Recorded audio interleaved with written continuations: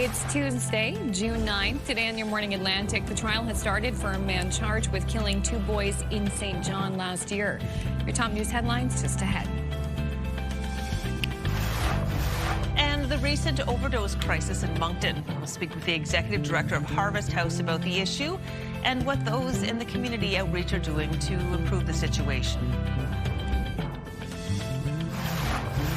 Plus, it's nearly time for Greek Fest. The Halifax tradition is celebrating 39 years of food and fun, and we'll get a preview of this weekend's event. All that and so much more just ahead on the Tuesday edition of Your Morning Atlantic.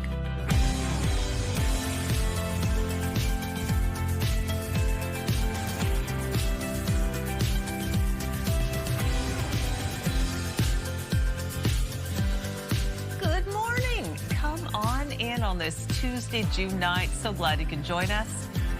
It is 6:01 and it's just beautiful out there. It is a little cold this morning, but last night it was just so sunny and bright. Right? Yes, it was nice. Oh, it was nice. I went out for dinner on the patio with my husband. Oh, first nice. Patio meal of the year. It was awesome. Amazing. Oh, so romantic. And by then, I imagine the winds had died down, right? They had.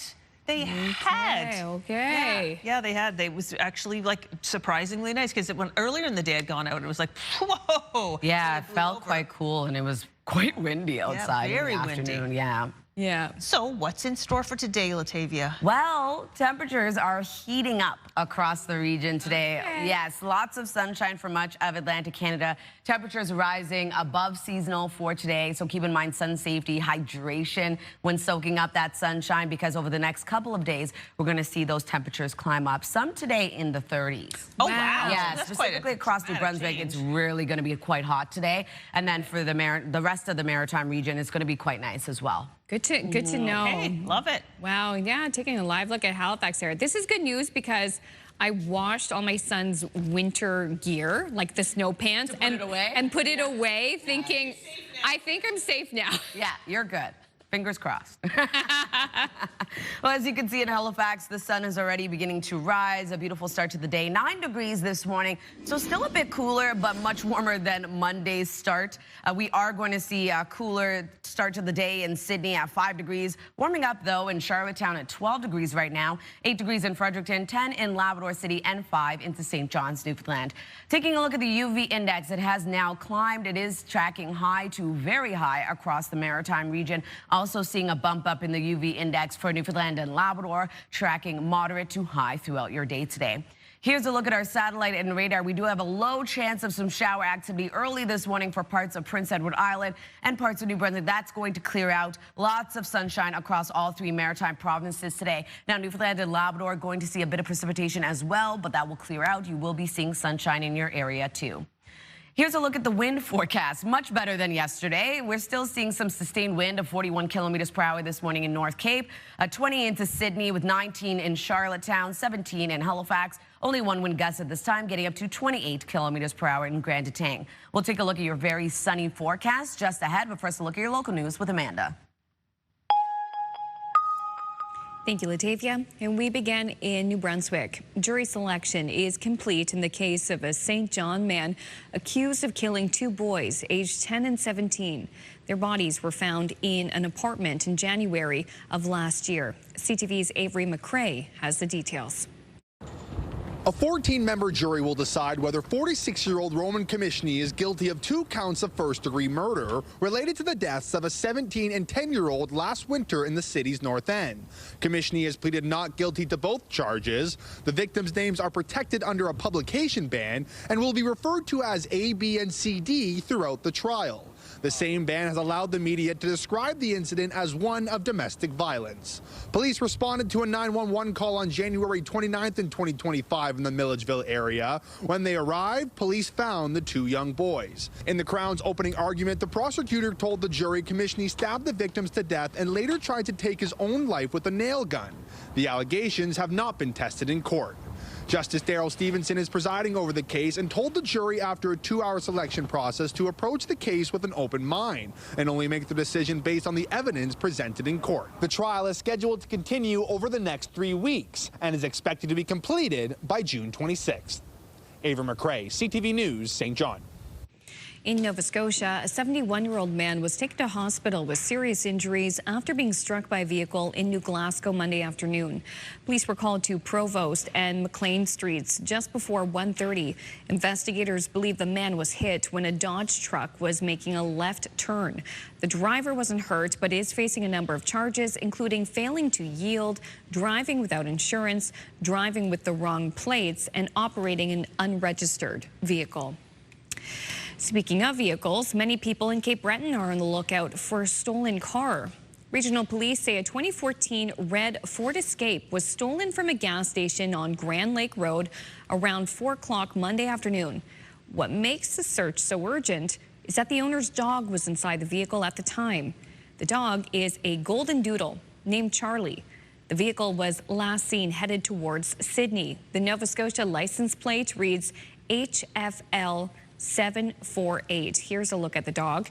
If you spot the vehicle, you're asked to contact Cape Breton Regional Police or Crime Stoppers. Fire damaged a home and sent a firefighter to hospital in Nova Scotia's Annapolis Valley Sunday night.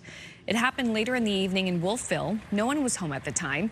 A firefighter was sent to hospital with minor injuries, and the fire was contained to the back of the house and was under control within 20 minutes. No word yet on how the blaze started. And a historic farmhouse on Cannon Mountain Road in Kings County also went up in flames overnight. Firefighters were called around 4:30 a.m. Monday, with New Minas taking the lead. The home is believed to be one of the oldest in that community, likely a century home. Now to a dubious distinction for Nova Scotia, which now has the most expensive average asking rents for apartments in the country.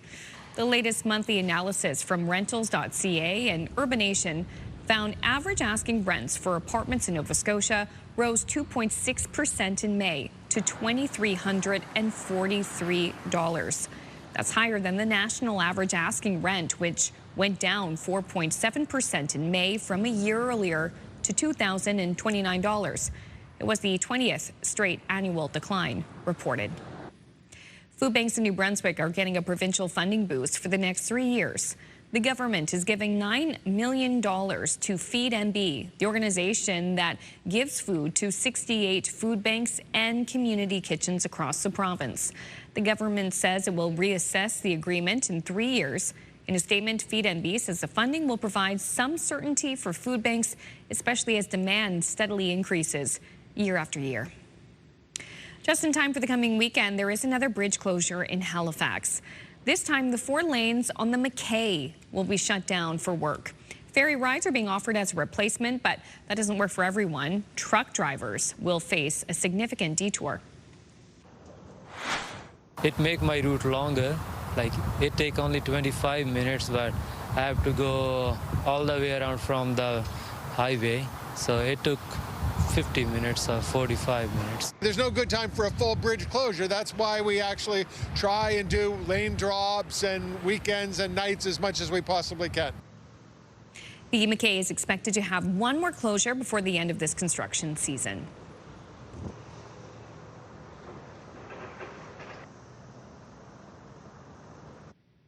Finally, the price of gas increased overnight on Prince Edward Island.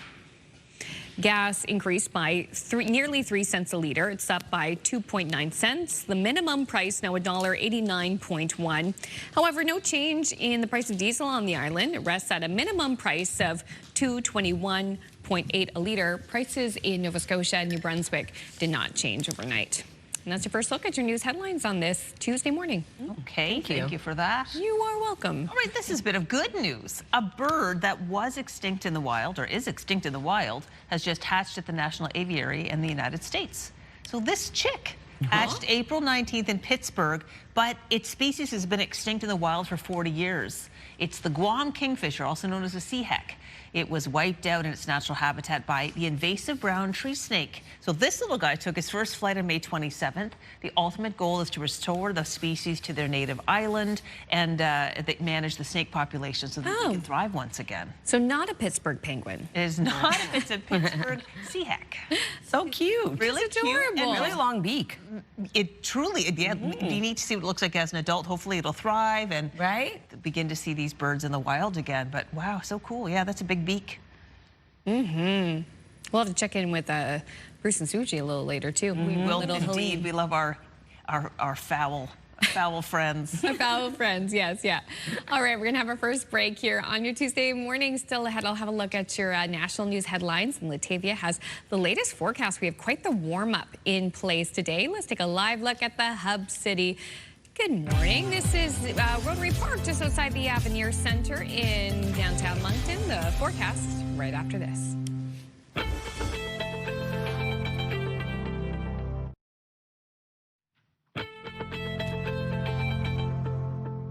Good morning, Atlantic Canada, and welcome back. Happy Tuesday. The time now is 6:13. Taking a live look at a beautiful sunny start to the day over in Lunenburg. Taking a look at Blue Nose Drive, and you can see here quite quiet early this morning. But we are going to see lots of traffic, I'm sure, into the afternoon as that sunshine sticks around and temperatures warm up a little bit later on. Weather is brought to you by Cummins Trusted Home Standby Generators. A warmer start to the day, although still feeling a bit cooler for parts of Atlantic Canada. 9 degrees as you head outdoors in Halifax, with 7 starting off your day in Sydney. 11 degrees in Charlottetown, 9 this morning in Fredericton and over in Labrador City, and 5 degrees in St. John's, Newfoundland. Here's a look at our forecast timeline. A bit of a cloudier start to the day. Clouds will continue to clear out into the afternoon across Atlantic Canada. We will be seeing lots of sunshine in the forecast, and temperatures will be warming up. We do have a chance of some shower activity early this morning for parts of Labrador, parts of Prince Edward Island, around a 30% chance of it happening. That is expected to clear out into the afternoon, leaving lots of sunshine and a warm up, as I had mentioned. Keep in mind sun safety and hydration over the next few days as we see those temperatures continue to rise. So if you are wondering about precipitation totals, going to remain quite light for the Maritime region if we do see any precipitation, and only seeing around 2 to 5 millimeters for parts of Labrador. For our forecast today for New Brunswick, as you can see here, daytime highs will be heating up. Around 23 degrees for Grand Manan, all the way up to 31 in Woodstock and Fredericton. Mainly cloudy skies start off your day. Clouds continue to clear out. Lots of sunshine into the afternoon, and light wind expected today. For Prince Edward Island, daytime highs between 21 degrees in Surrey and 26 for the remainder of the province. We are going to see a few showers early on, clearing out, leaving mainly sunny skies into the afternoon. Wind continues to pick up out of the southwest, 20 gusting to 40. For Cape Breton, eastern Nova Scotia, daytime highs will range from 15 to 26 degrees, being the warmest into New Glasgow. Mainly cloudy skies also starting off your day, but clouds will clear out. Lots of sunshine into the afternoon. Wind gusts remaining at 40. And then for the rest of Nova Scotia, looking at lots of sunshine today as clouds clear out this afternoon. Daytime highs will range from 18 to 27 in Bridgewater and Halifax, as well as into Shelburne. And a light wind out of the west, only 20 kilometers per hour. For Labrador City, looking at a high of 24 degrees today, a mix of sun and cloud. We do have a chance of showers into the afternoon, and will continue into the evening. For St. John's, Newfoundland, looking at 15 degrees and sunny skies return for you. Into our Wednesday forecast, we will be seeing lots of sunshine, another warm up yet again, probably the warmest day of the work week. A few showers lingering across parts of Newfoundland and Labrador and into the Maritime region into the evening. We start to see a low chance of showers return, a wet day for parts of the region into Thursday. That's a look at your weather. Going to throw things over to Amanda. Thank you, Latavia. Out west, Conservative leader Pierre Poilievre is urging Albertans to stay in Canada. He delivered a keynote speech in Calgary Monday with a message that Ottawa must address the frustrations driving some Albertans towards separation. CTV's Kathy Lee reports. In a packed room of Conservative supporters at a Royal Canadian Legion branch in Calgary, applause for federal leader Pierre Poilievre's stance on Alberta separation. Making Alberta stronger within a united Canada should be a big part of our national project. This speech marking the start of what he says will be a campaign to keep the province within Confederation.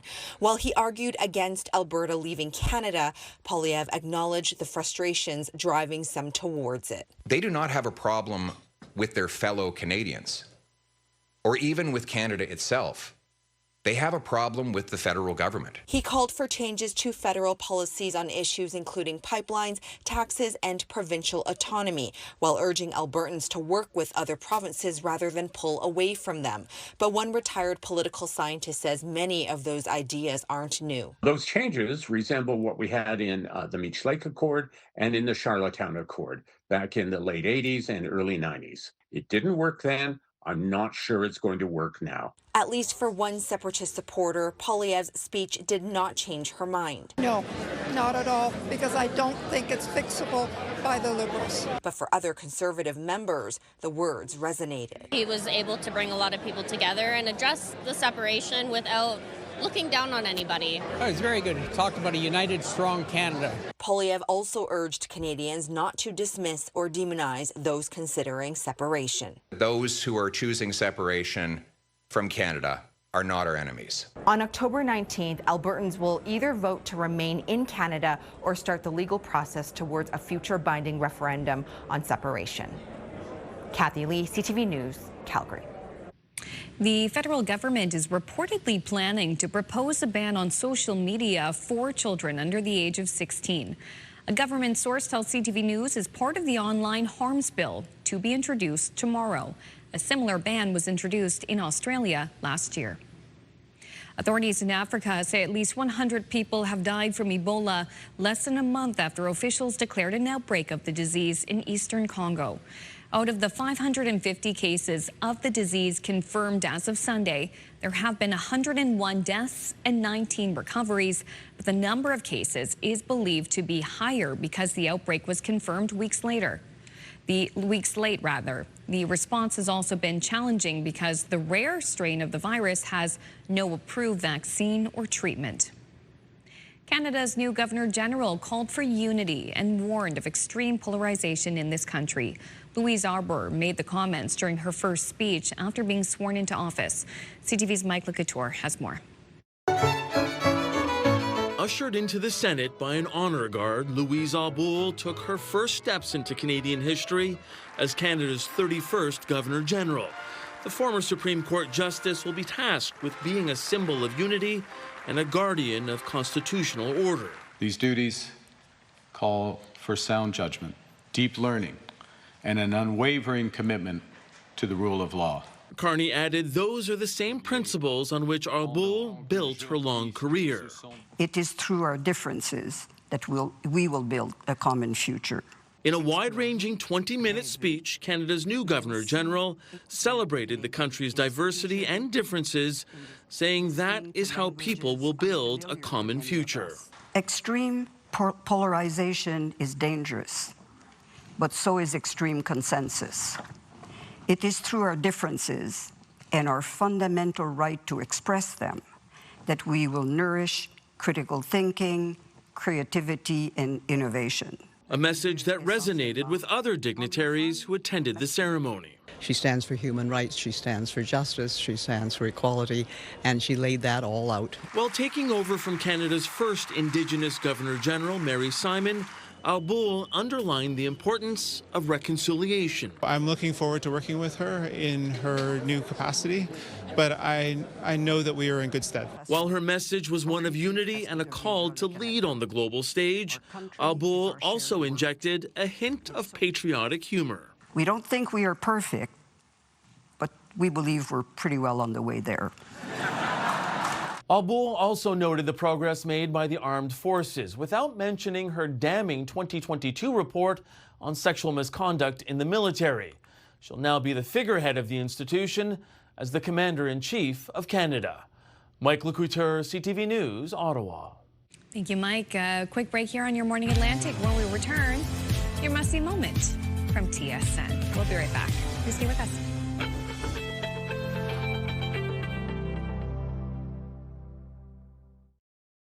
Move Mornings with Aaron and Peter. Weekday mornings on Move 100. The most fun in the morning. And home of the $1,000 minute. Only on Move 100 Halifax.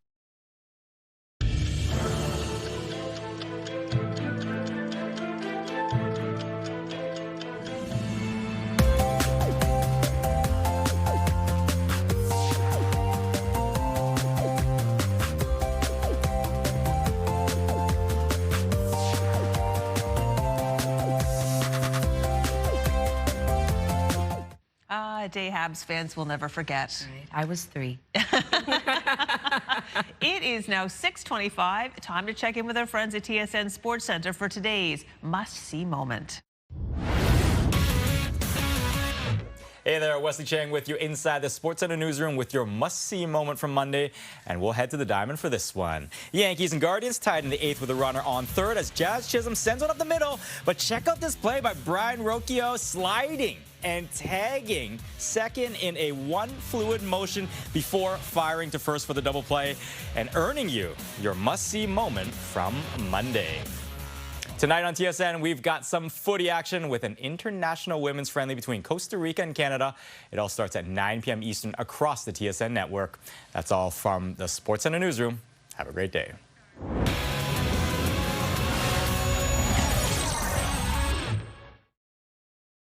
This TSN must-see moment brought to you by J.R. Rahe's Furniture and Appliances.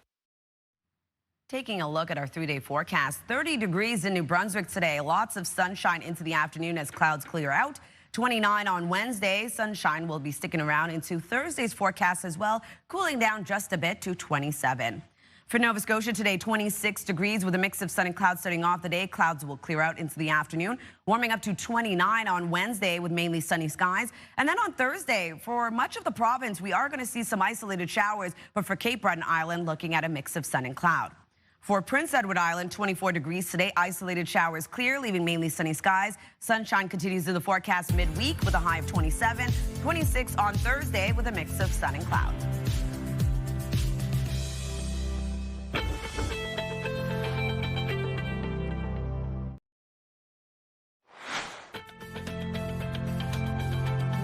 Coming up this half hour, the Move Morning Chat. Today we're talking about times we've been stuck, literally, and we want to know the latest time you've been in a jam.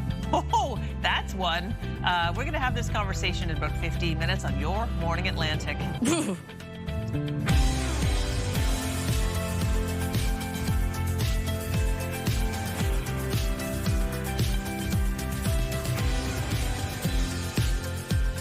Wow. I can tell you none of our stories were that intense. No. Woo! Well, that's scary. Wow, being stuck on a ride. My That would be nightmare. wild. I feel like I've never been stuck on a ride. Although when I see that, my takeaway is not, oh, I might think, ooh, I'd love to go to an amusement park.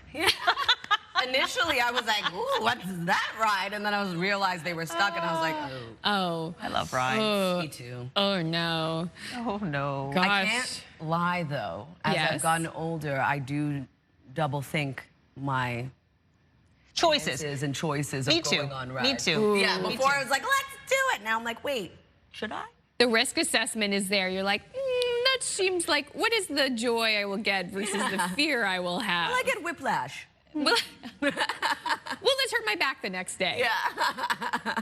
Oh my gosh, no, yeah, it's true. I like, for me, I don't really like spinny stuff, but any kind of coaster or whatnot, bring it on, especially a flume. The Sissaboo Sizzler from Upper Clements Park, oh, R.I.P. Oh. Just, that was my favorite.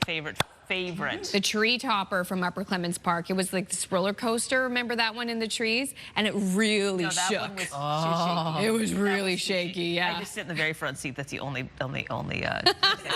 Anywho, Memory Lane is now blocked off because we have to move on to the now, and it's gorgeous It's from what I amusement hear. park season. Oh, bring it on! Absolutely. Head to Magic Mountain in Moncton, maybe. Right. Cool down. Yeah, That's a fun Sandspear's spot. still open in PEI. Where? Oh, Edmundston. Wow, you're looking pretty this morning. It's absolutely beautiful over there. Every time we have a live, I'm like, wow, look at these historic buildings. Look at that. Whoa. Oh, that's an iconic part of Edmundston.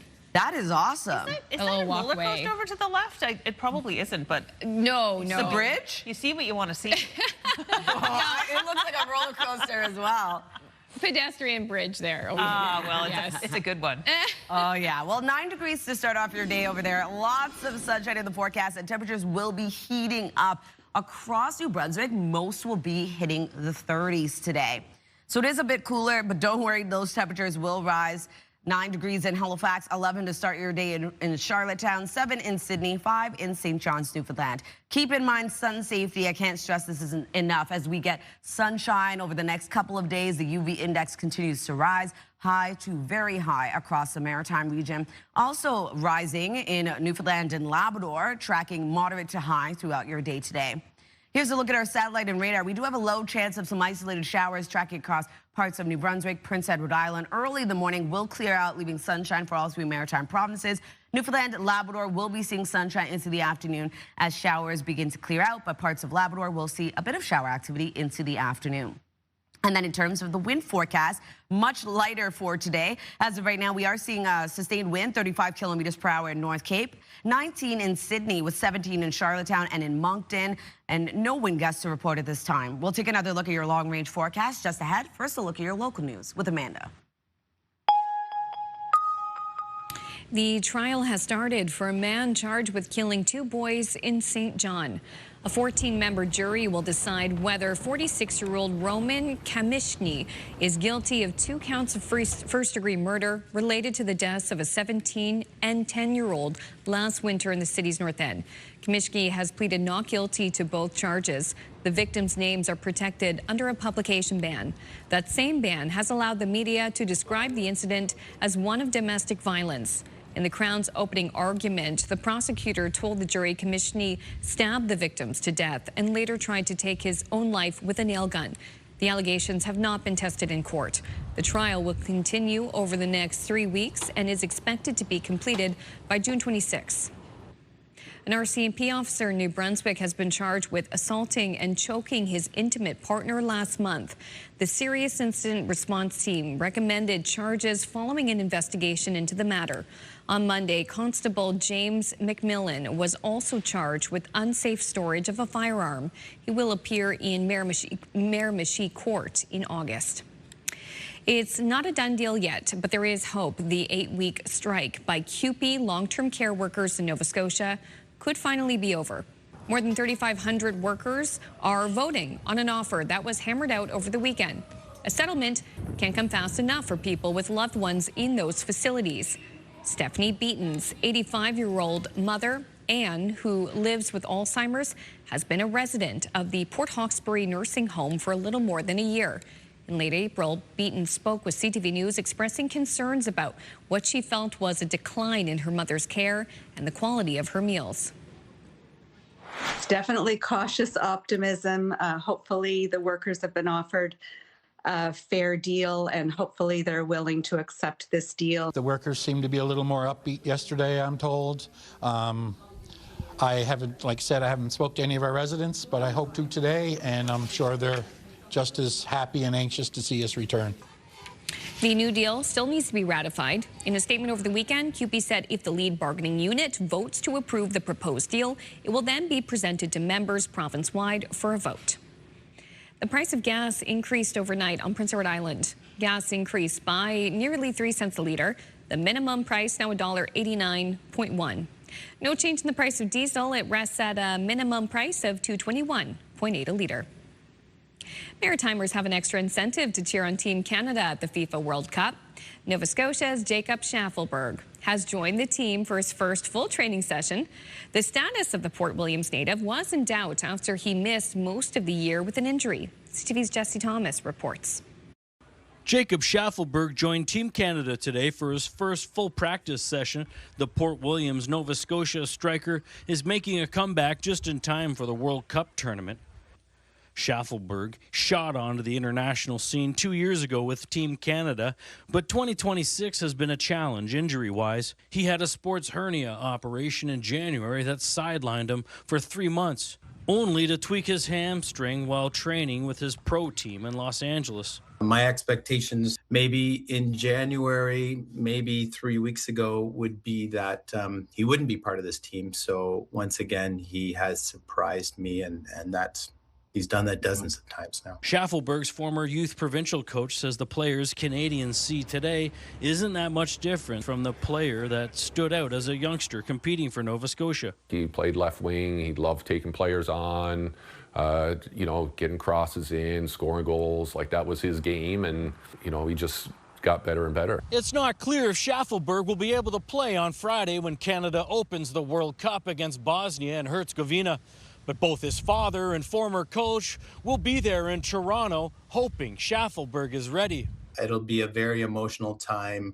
There'll be tears. It's a proud moment just to know that he's there, and he's representing not just himself but all the other players from the province that he played with, and all the other kids who are here playing. Jesse Thomas, CTV News, Halifax.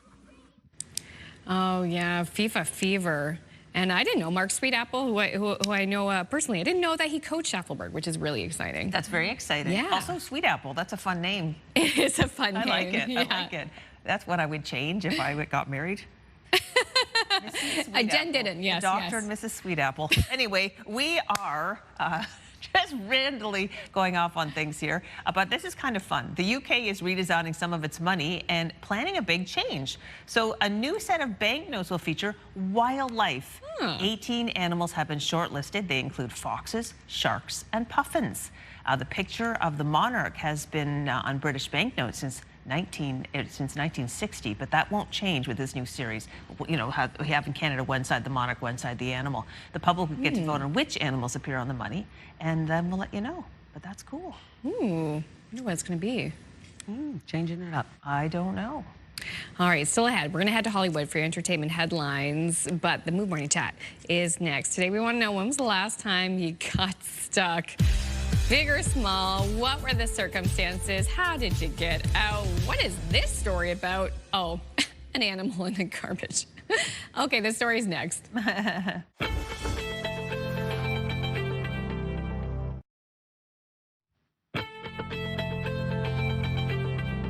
Time now is 6:42, and welcome back. We're taking a live look at Parsboro. A bit cool to start this morning at 5 degrees. We are going to see lots of sunshine in the area throughout the day today, with a low chance of showers moving in this evening. So over the next couple of hours, we are going to see those temperatures begin to rise for our daytime highs in the afternoon. It's going to heat up, so keep this in mind when you are heading out. Light layers to start your day. 9 degrees in Halifax, 7 starting off in Sydney, 11 degrees right now in Charlottetown, 7 degrees in St. John, New Brunswick, 9 degrees in Labrador City, and 6 degrees over in Corner Brook. Here's a look at our forecast timeline. A bit of a cloudy start to the day for parts of Atlantic Canada. We will start to see that cloud coverage break down into later this morning, seeing lots of sunshine moving into the afternoon as well. A low chance of showers early this morning to start your day across parts of New Brunswick, as well as into Prince Edward Island. Labrador seeing a bit of shower activity as well. Into the afternoon, that shower activity will increase for parts of Labrador, clear out of Prince Edward Island, parts of New Brunswick, and we are going to see some spotty shower activity remain into Newfoundland and parts of Nova Scotia into early Wednesday morning, starting to clear out yet again. It's only around a 30% chance of it happening. So in terms of our rainfall outlook, is going to remain quite light for parts of all 3 maritime provinces. Newfoundland and Labrador going to remain light as well, only seeing around 2 to 5 millimeters for parts of Labrador. For a forecast today for New Brunswick, daytime highs will range from 23 to 31 degrees, being the warmest into Woodstock and Fredericton. Mainly cloudy start to your day, clouds clear out, lots of sunshine into the afternoon, and light wind returns across the province. For Prince Edward Island, looking at some isolated showers starting off your day, clearing out, leaving mainly sunny skies into the afternoon. Daytime highs between 21 to 26, and wind gusts still getting up to 40 kilometers per hour across the island. For Cape Breton, eastern Nova Scotia, also seeing a bit of a cloudy start to the day. Clouds will continue to break down, mainly sunny skies into the afternoon. Daytime highs will range from 15 to 26 degrees, being the warmest into New Glasgow. Wind out of the west as well, 20 gusting to 40. For the rest of Nova Scotia, looking at highs between 18 to 27. Looking at a mix of sun and clouds starting off your day. Clouds will clear out into the afternoon, and light wind for this part of the province, only 20 kilometers per hour. 24 degrees today for Labrador City, starting off the day with sunshine. Seeing a chance of showers move in this afternoon. Will continue into the evening as well. 15 degrees into St. John's, Newfoundland. Lots of sunshine throughout your day today. Wednesday's forecast, temperatures will be rising yet again, so another warm, hot day ahead. Keep in mind hydration, sun safety, the UV index will remain very high. And then for Newfoundland and Labrador, a bit of shower activity will return into Wednesday evening. We do have another low pressure system making its way over. Some isolated showers returning to the overnight hours for parts of the maritime region will continue in our forecast for Thursday for parts of Nova Scotia, Prince Edward Island, Newfoundland, Labrador, still dealing with some shower activity. That's a look at your weather forecast. Going to throw things over to the Move Morning Chat.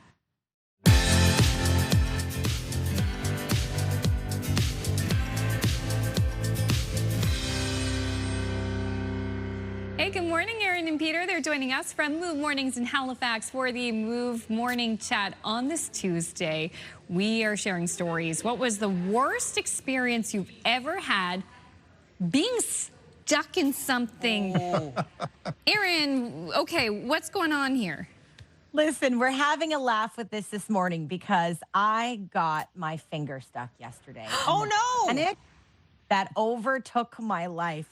I want to buy one of those fitness rings that tracks your sleep and your steps every day. So I went to a big box store where I knew they had like ring sizers where you can measure which one you might need. And so I just confidently stuck my finger in the ring sizer, not knowing it was way too small. Oh, no. And I got my hand stuck there and I looked at my partner and just the look of panic she was like dying laughing. She knew it was going to be fine. But immediately I'm like, we have to get the people that are working to cut this plastic out. I was stuck there for over 5 minutes until I finally calmed down and wiggled my hand out of the display ring sizer. But when you first get stuck, that panic that overtakes is too much. Oh, yeah. Oh, yeah. And then you keep pulling it out and it's getting swollen because of the like tension. Oh, yeah. Totally. Folks, may I just say that I am never sitting down in a Tommy Bahama chair ever again. What happened, Peter? I mean, well, Tommy and I used to be friends, but we're not friends anymore because the last time I sat in a Tommy Bahama chair was my last time. There's no way to look good trying to roll out of a chair, not stand up from a chair, but roll out of a chair to your left and then slowly getting up while you get down on your knees and then go ahead and get up out of that chair. They're so low to the ground. They're just, that far from the ground. No, that's the last thing that I got stuck in, and it's never happening again. I promise myself.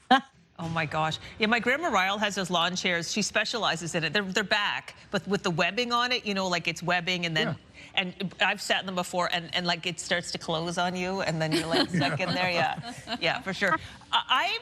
I'm not going to go into the long details of it, but when my daughter was a baby, like I was really hands-on in the playing with her, and we were in this new old house that we had just moved into, and I was like, let's play a little game. And we went into the closet, and I shut the door, but I shut it all the way, and then I couldn't get out. And we were stuck in the closet all day. Oh my God. All day. I remember she had her little nap in there. I kept her calm. I made it into a game. We were in there for hours. And I remember let's have a little nap on the floor, honey, so I could see the crack of light and like the daylight was going away. I'm like, ah! So when my husband came home, I was like, let us out. He was like, oh my gosh, what the heck is going on? But anyway, we were all, I was just distorted until we were all safe, but yeah, that was bad. Wow. Oh, wow. Okay, I don't think I can't top that one. I remember being a kid playing at my friend Becky's house across the street, growing up in Lower Sackville, and a bunch of us kids were hanging out. We were hanging out on the deck, and like a good kid, I closed the door behind me. Well, Becky's parents were out grocery shopping, so it was just us kids in the house.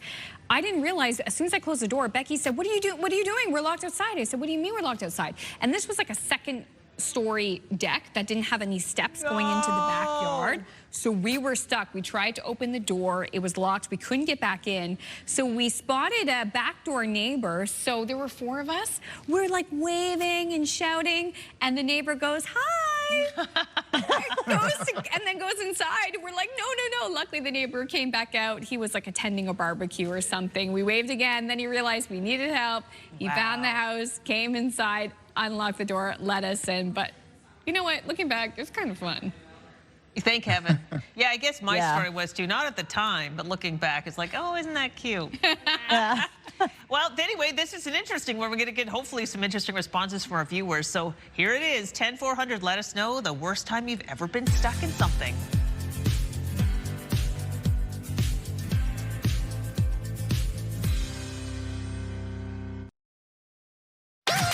The #1 morning show in Halifax. Turk, Megan, and Amateur Alex. And home to the biggest artists. Halifax's #1 hit music station. 101.3 Virgin Radio.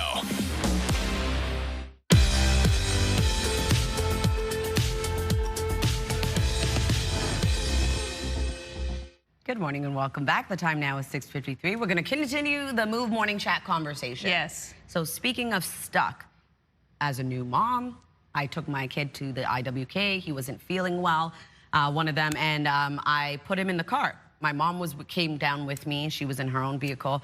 Put him in the car. I was stressed. I was like, hey, I'm just going to take a second and unwind. Tell me how my car locked my baby in the car.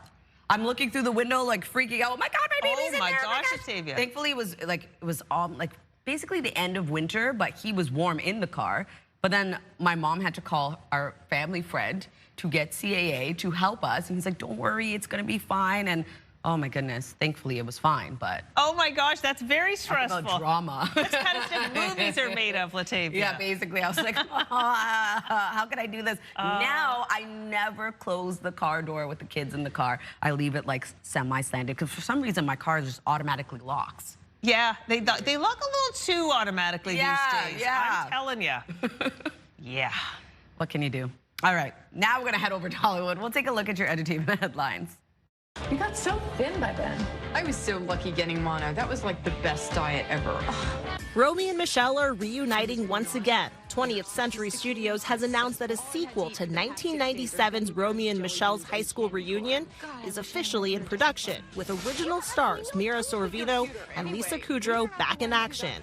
The film will premiere on Hulu and Hulu on Disney Plus at a future date. Disney is the parent company of 20th Century Studios, Hulu, and ABC News. We have our first trailer for Ride or Die. The new series follows best friends Debbie and Judith, who go on the lam after Judith reveals that she has been living a secret life as an international assassin. The comedy stars and was executive produced by Hannah Waddingham and Octavia Spencer. Ride or Die premieres on Prime Video on July 15th. Charli XCX is taking her new album on tour. The music, fashion, film tour will launch this fall in Philadelphia. And happy birthday to Michael J. Fox, who is 65 today. That's what's happening in Hollywood. Christiane Cordero, ABC News, Los Angeles. Taking another look at our very hot and sunny forecast for New Brunswick. 30 degrees today. Clouds will clear out, leaving lots of sunshine this afternoon. 29 degrees on Wednesday, seeing increasing cloudiness into the afternoon, and a mix of sun and cloud will be sticking around on Thursday with a high of 27. For Nova Scotia, 26 degrees today. A mix of sun and cloud starts off the day, but will clear out. Lots of sunshine throughout your day today. Warming up to 29 on Wednesday, and Thursday we're looking at a mix of sun and cloud for Cape Breton Island, but isolated showers is expected for the remainder of the province and cooling to 24. Prince Edward Island, 24 degrees today. Isolated showers will clear out, leaving mainly sunny skies into the afternoon. We are going to stay under this ridge of high pressure, especially on Wednesday, 27 degrees, so remaining above seasonal, mainly sunny skies. And then on Thursday, looking at 26 degrees, we do have sunshine remaining across the island. Time now is 6:56. Make sure to stick with us. CTV Your Morning Atlantic will be right back after this.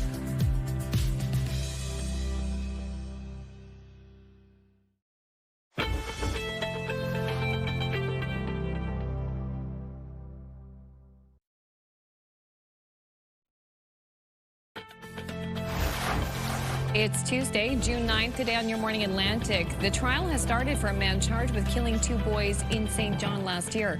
Your top news headlines just ahead. And the drug crisis in Moncton. The hub city has seen an alarming increase in overdose calls in the last few weeks. We'll speak with the executive director of Harvest House about the issue a little later this half hour. Those stories and more coming up on the Tuesday edition of Your Morning Atlantic.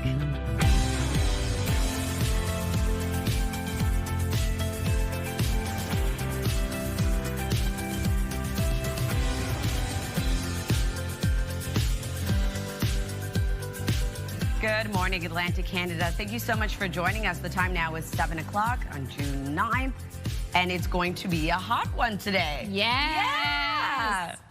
I'm very excited about it. Every time I see sunshine and a warm up, I'm like, I'm getting outside. It's just that the nice weather's finally here. Exactly. Yeah. We waited so long, and we were sitting on our porch yesterday thinking, I remember when the trees didn't have leaves on them. Oh, yeah. The grass was like all dried up and green, well, not gray, but brown, and, you know, yes, so different. Yes, we were commenting too. It feels like all of a sudden the trees just bloomed, I guess you could say, so quickly. Yeah. Which is nice to see. I do find when it gets really gray, like late March or like late November, where it's just cold and gray, that's when you feel a little tired. It's true. Yeah. This weather it perks perks people up. My dogs love it. Right? They both have Chihuahua in them, and they I guess they're Mexico-based, the breed. Right. Anyway, when Yeah, it's they love the sunny and sun. hot, it's Yeah. like the instincts kick in. They're like, yes. Oh yeah, super my happy. senior Chihuahua will lay in the sun like nobody's business. Really? So happy. I'd like to join that senior Chihuahua laying in the sun. That would be delightful. Right? Maybe later, not right now, though. Yeah, exactly. It's a little bit cooler to start. If you're someone that doesn't like the heat, make sure to stay hydrated, take breaks from the sunshine because it will be sticking around over the next couple of days for many areas across the region. Here's a live look at Charlottetown. A bit cloudy to start. We did have a chance of some isolated showers tracking across Prince Edward Island early this morning. That will clear out. You will be seeing lots of sunshine in your area today as well. 11 degrees already in Charlottetown with 9 in Halifax, 10 degrees over in Moncton. We're looking at 8 degrees in Happy Valley Goose Bay, 3 degrees over in St. Anthony. As I mentioned, sun safety is important. We're keeping in mind the UV index is now tracking high to very high across the maritime region.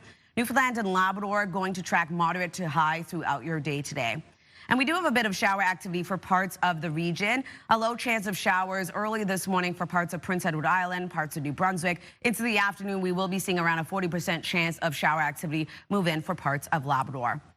And in terms of the wind forecast, it's going to be quite light today for much of the maritime region. As of right now, 35 kilometers per hour in North Cape with 19 in Sydney, 17 in Charlottetown and in Moncton. And currently no wind gusts to report at this time. We'll take another look at the very sunny forecast just ahead. First, a look at your local news with Amanda.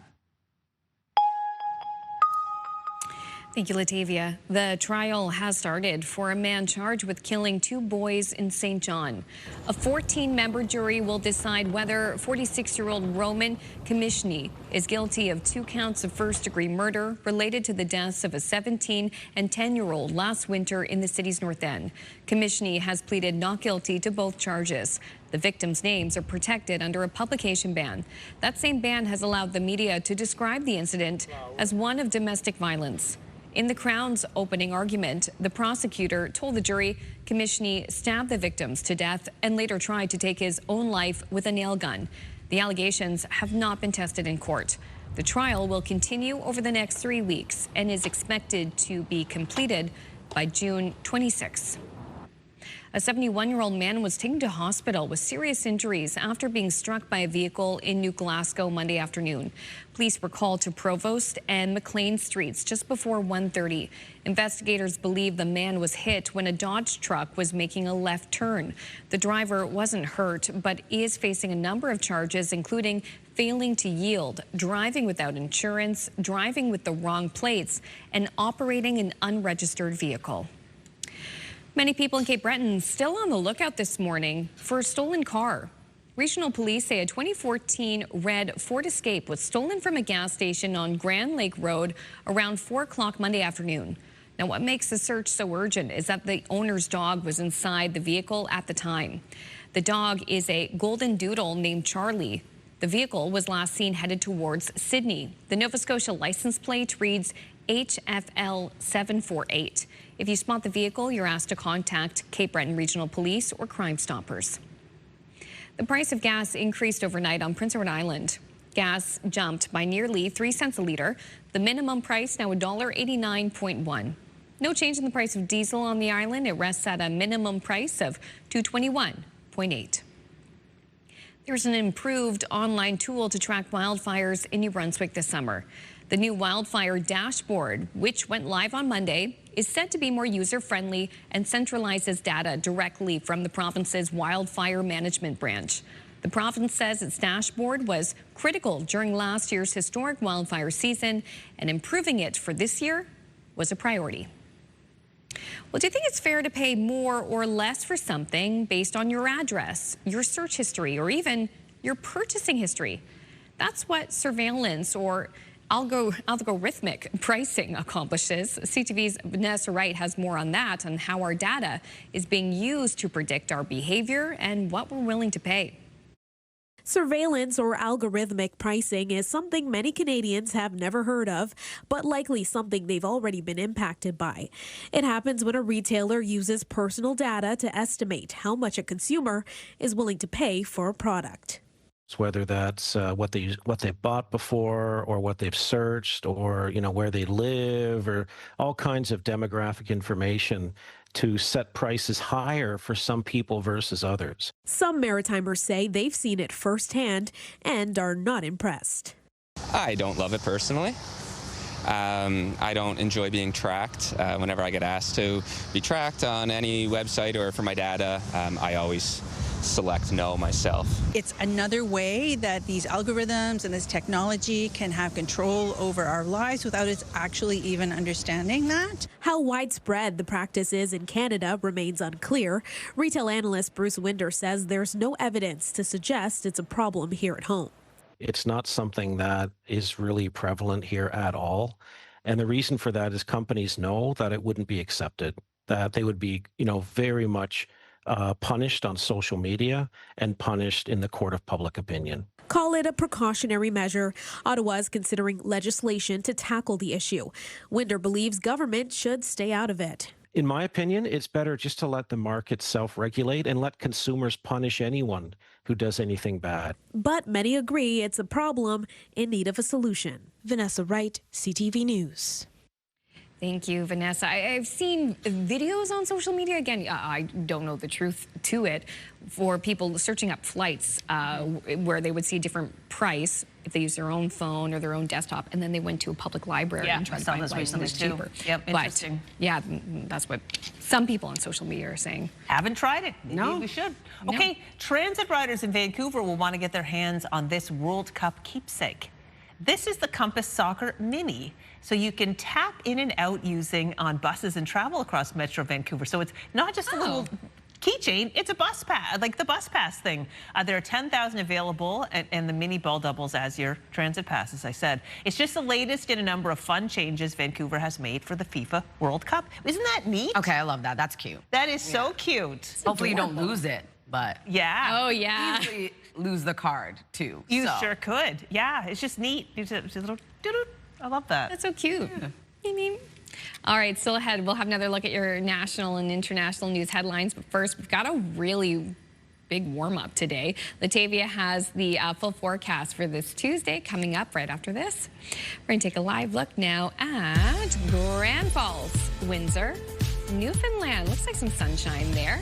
The forecast is next.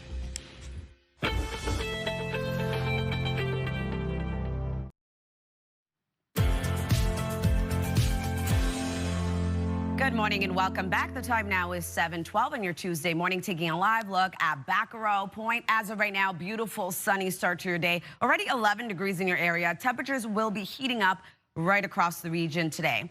Weather is brought to you by Cummins Trusted Home Standby Generators. As you can see here, temperatures already beginning to rise. 11 degrees in Halifax, starting off your day with 12 degrees in Charlottetown, 11 degrees in Moncton with 12 degrees in Labrador City, and 6 degrees over in St. Anthony.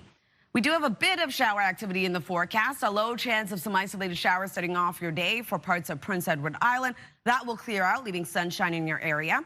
A bit cloudy early this morning for parts of all three maritime provinces. Clouds will continue to clear out. Lots of sunshine into the afternoon. Now, sunshine is starting off the day for parts of Labrador. We are going to see a chance of showers move in, around a 40% chance of it happening this afternoon. And that will continue into the evening. So into this evening, we do have a low chance of some spotty shower activity returning for parts of mainland Nova Scotia, Cape Breton Island, and into parts of Newfoundland. That will take us into our forecast for Wednesday. As showers clear out, we are going to see lots of sunshine and another warm-up headed our way. If you're wondering about rainfall totals, going to remain quite light for much of the region, only seeing 2 to 5 millimeters for parts of Labrador. For our forecast today for New Brunswick, daytime highs will be heating up, 22 degrees in Grand Manan, all the way up to 31 in Edmundston and Woodstock. Mainly cloudy start to your day, clearing out, leaving mainly sunny skies this afternoon. For parts of western New Brunswick, we are going to see a bit of shower activity that will clear out as well. And for Prince Edward Island, a low chance of isolated showers starts off the day, clears out, leaving mainly sunny skies. Wind will continue to pick up, gusts up to 40 expected. For Cape Breton, eastern Nova Scotia, highs will range from 14 in Canso up to 26 in New Glasgow and Antigonish. Mainly cloudy as well, starting off your day will clear out, leaving mainly sunny skies, wind gusts of 40. For the rest of Nova Scotia, lots of sunshine as clouds clear out this afternoon.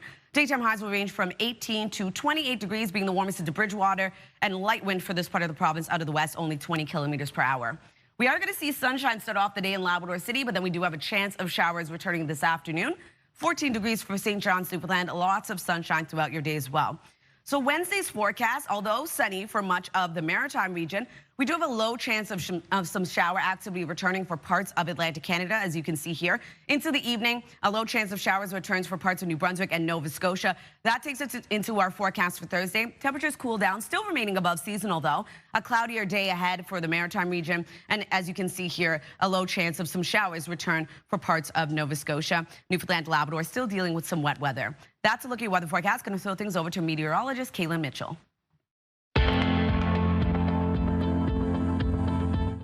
This is your Campfire Conditions Report brought to you by Pine Acres RV, where customers become friends. Conditions are valid until 2 p.m. on June 9th. In the province of New Brunswick, campfires are currently permitted. For the province of Nova Scotia, for most of the province, campfires allowed between the hours of 2 p.m. and 8 a.m., though there are some restricted hours in the southwestern corner of the province, the counties of Yarmouth, Shelburne, and Queens, with campfires allowed between 7 p.m. and 8 a.m. And for Prince Edward Island, campfires are currently permitted, with domestic brush burning allowed between 2 p.m. and 8 a.m. Be sure to check on municipal restrictions and bylaws, keep fires small and under control, and never leave a fire unattended. With just days to go until Canada's first match at the World Cup in Toronto, fans and players kicked off the party at Canada House along the city's harbourfront. CTV's Heather Wright was in the middle of the action. Team Canada is in Toronto.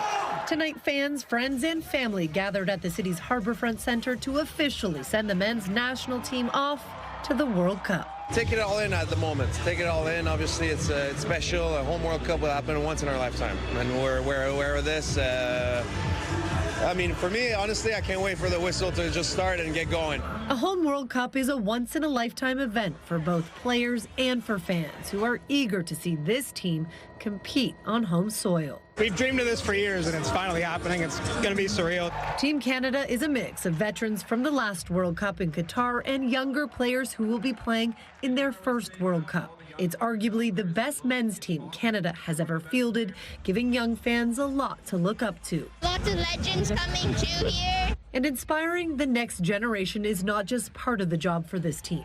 It's something that's central to who they are as players, who never got to cheer for Canada in a World Cup when they were growing up. If you can make it in Canada, you can make it to the biggest and best tournament on earth. So I think that that's something that we're showing this next generation. I think that's something that's really going to pay off in terms of making this sport continue to grow and grow in Canada. Canada has never won a match at the World Cup, nor have they ever made it out of the group stage. Two things they hope to change at this tournament. That quest all begins on Friday when they kick things off against Bosnia and Herzegovina here in Toronto. Heather Wright, CTV News, Toronto. Thank you, Heather. And the 2026 FIFA World Cup begins this week, of course, with matches being played across North America. And we're happy to tell you CTV, TSN, and Crave is your home for coverage of every game during the 5-week tournament. However, that will impact our broadcasts on certain days. So on those days, CTV News at 5 and CTV News at 6 will move over to CTV2. We will offer reminders, but if you want to check early, you can go to ctvnewsatlantic.ca to see the full list of dates. Another break here on your Morning Atlantic. When we return, the executive director of Harvest House will join us to talk about the overdose crisis happening right now in the greater Moncton area. Please stay with us. We'll be right back.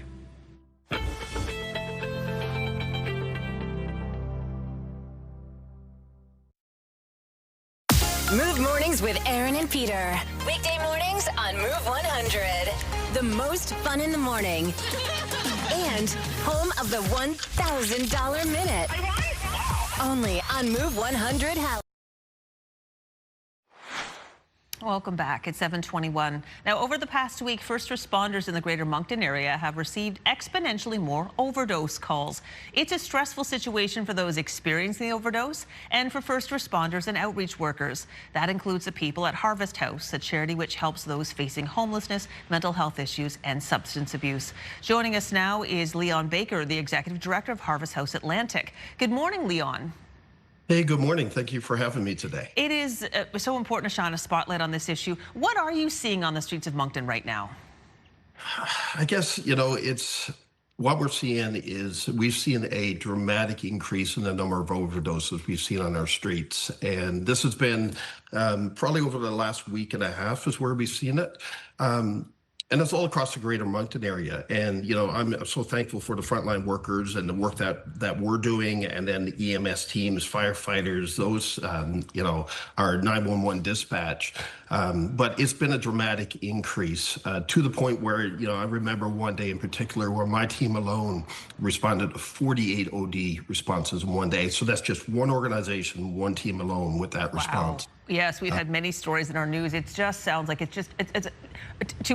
in our news, it's been a kind of this week a rash in the past few days. Why do you think there are so many overdoses lately?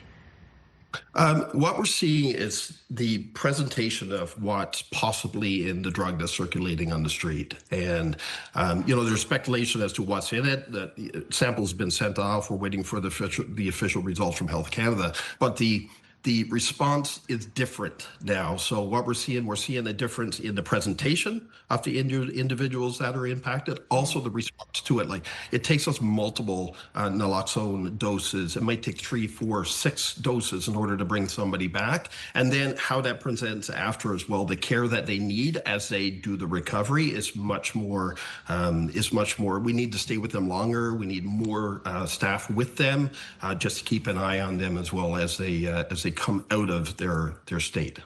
It sounds incredibly challenging. What can be done to improve the dire situation in the short term? In the short term, it's all hands on deck. Like we've increased our staffing levels along other organizations have done the same thing. We've got, our staff are out doing block rounds. We're also seeing, increased presence in our downtown area by maybe some of the local churches. We're seeing people who are naloxone trained hit the streets. Like my son hit the streets one day himself, and he was involved with himself 12 different OD responses that day. So it's all hands on deck until we can get through this, and then we need to look at what systemic changes we need to have, how we can leverage mental health and addiction supports within the greater Moncton area to a greater extent.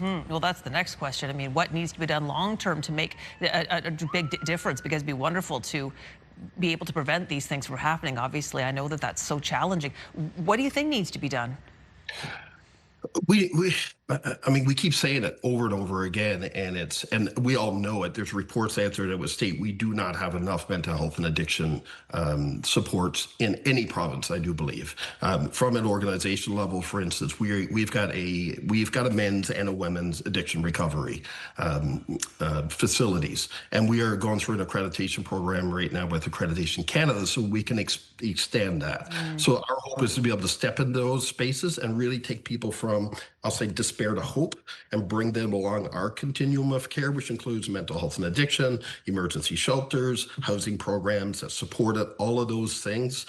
We support over 200 people per night with a head in a bed, support it, and we need more of that in our community. Yeah, you are doing such important work, and it's challenging in the best of times, but especially right now. Is there anything our viewers can do to help you? Absolutely. I'll say, the practical ways, visit our website, harvesthouseatlantic.org, and you can see there how you can support us, whether it be financially, other ways that you can support, practical ways as well, which include, like, we've got some weather coming up, some warm weather in the next few days. Like, we're going to need water. We need Gatorade. We need things like that. And then take it even a step further.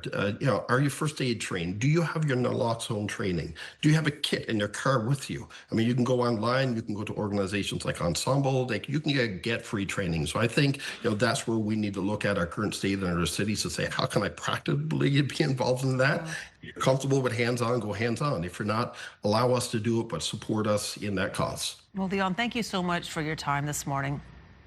Thank you so much. Appreciate it. And, as dire as it may seem, sometimes there is hope. I've seen so many people, their lives restored, families reunified, people find housing, employment, beat their addiction. So it can be done, but it takes one community together in order to get us there. Well, Leon, thank you so much for your thoughts. We put a link to information about Harvest House on our website, and people can check that out as we head to break. It's now 7:27. We'll be back with more of our show, Your Morning Atlantic, right after this.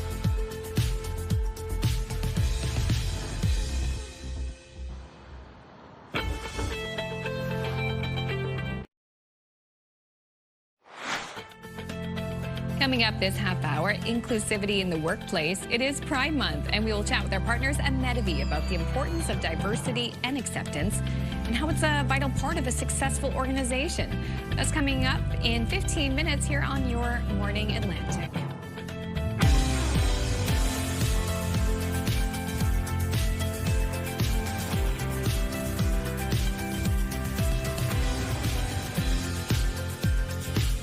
Come on in and join us. We're halfway through the show already on this Tuesday with such a beautiful forecast to look forward to. If you haven't caught Latavia's 3-day, stick around. You'll like what you see. Because what I love about these hot temperatures are, it cools down at night still. Yes, that's when a you good open point. the window, you're actually getting a nice breeze. Yes. Yes. It's not like those hot nights where you open and you get nothing. In the summertime, stuffy, we get these heat waves where it's just like so muggy and hot. And you're laying at night and it's barely any cooler than it was during the day, and there's no breeze, and you're like, where were you wind in March that is so strong and, you know, I know. I was cold? telling Amanda this morning, like, it's kind of hard to get dressed for the day, the afternoon, because it's cooler in our studio. Yes. So I always have to put layers on because then I'm cold. But I don't have AC in my car. It hasn't worked for years. Oh. Yeah. I'm cheap to fix it, you know. But yeah, we suffer when it's hot. So the layers, you have to wear layers or else you're kind of like in a bind. Layers are the way to go. Exactly. Always. Absolutely. And there's nothing like that first heat wave and you think like your AC is working or your heat pump is working. Yes. And then you discover it's not. And then you're making that call like, this needs to be fixed. And yeah, and then the person on the line's like, yeah, get in line. We got Exactly. Yeah, the fans just being grabbed up at the stores. I know. Yeah. Well, you know what? Those are summer problems, and I'm happy about that. I'm not complaining one lick. complaining, no. Not one lick. Okay, 7:32. Here's my favorite roundabout. Look at how nice the grass is greening up. I know.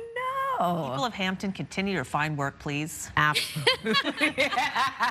Well, it's a little cloudy to start. We're going to see lots of sunshine in your area as clouds continue to clear out across the region today. As of right now, warming up already. 11 degrees over in Fredericton, 12 degrees starting off your day in Charlottetown, 12 degrees right now in Yarmouth, with 7 degrees in St. John's, Newfoundland.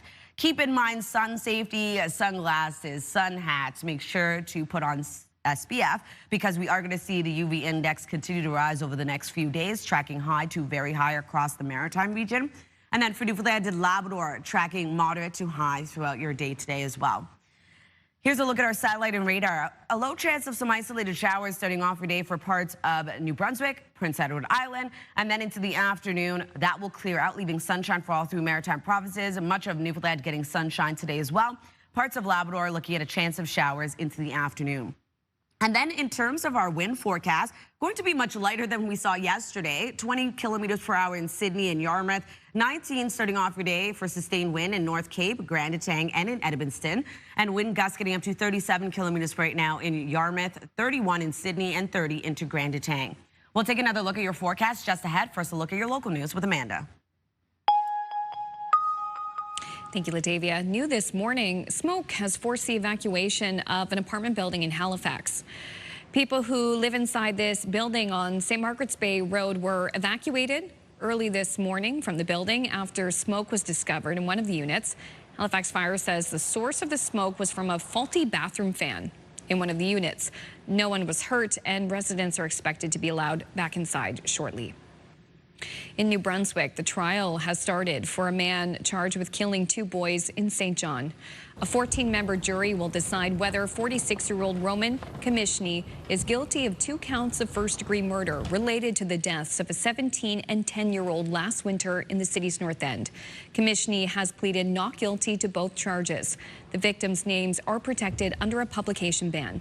That same ban has allowed the media to describe the incident as one of domestic violence. In the Crown's opening argument, the prosecutor told the jury Komishny stabbed the victims to death and later tried to take his own life with a nail gun. The allegations have not been tested in court. The trial will continue over the next 3 weeks and is expected to be completed by June 26.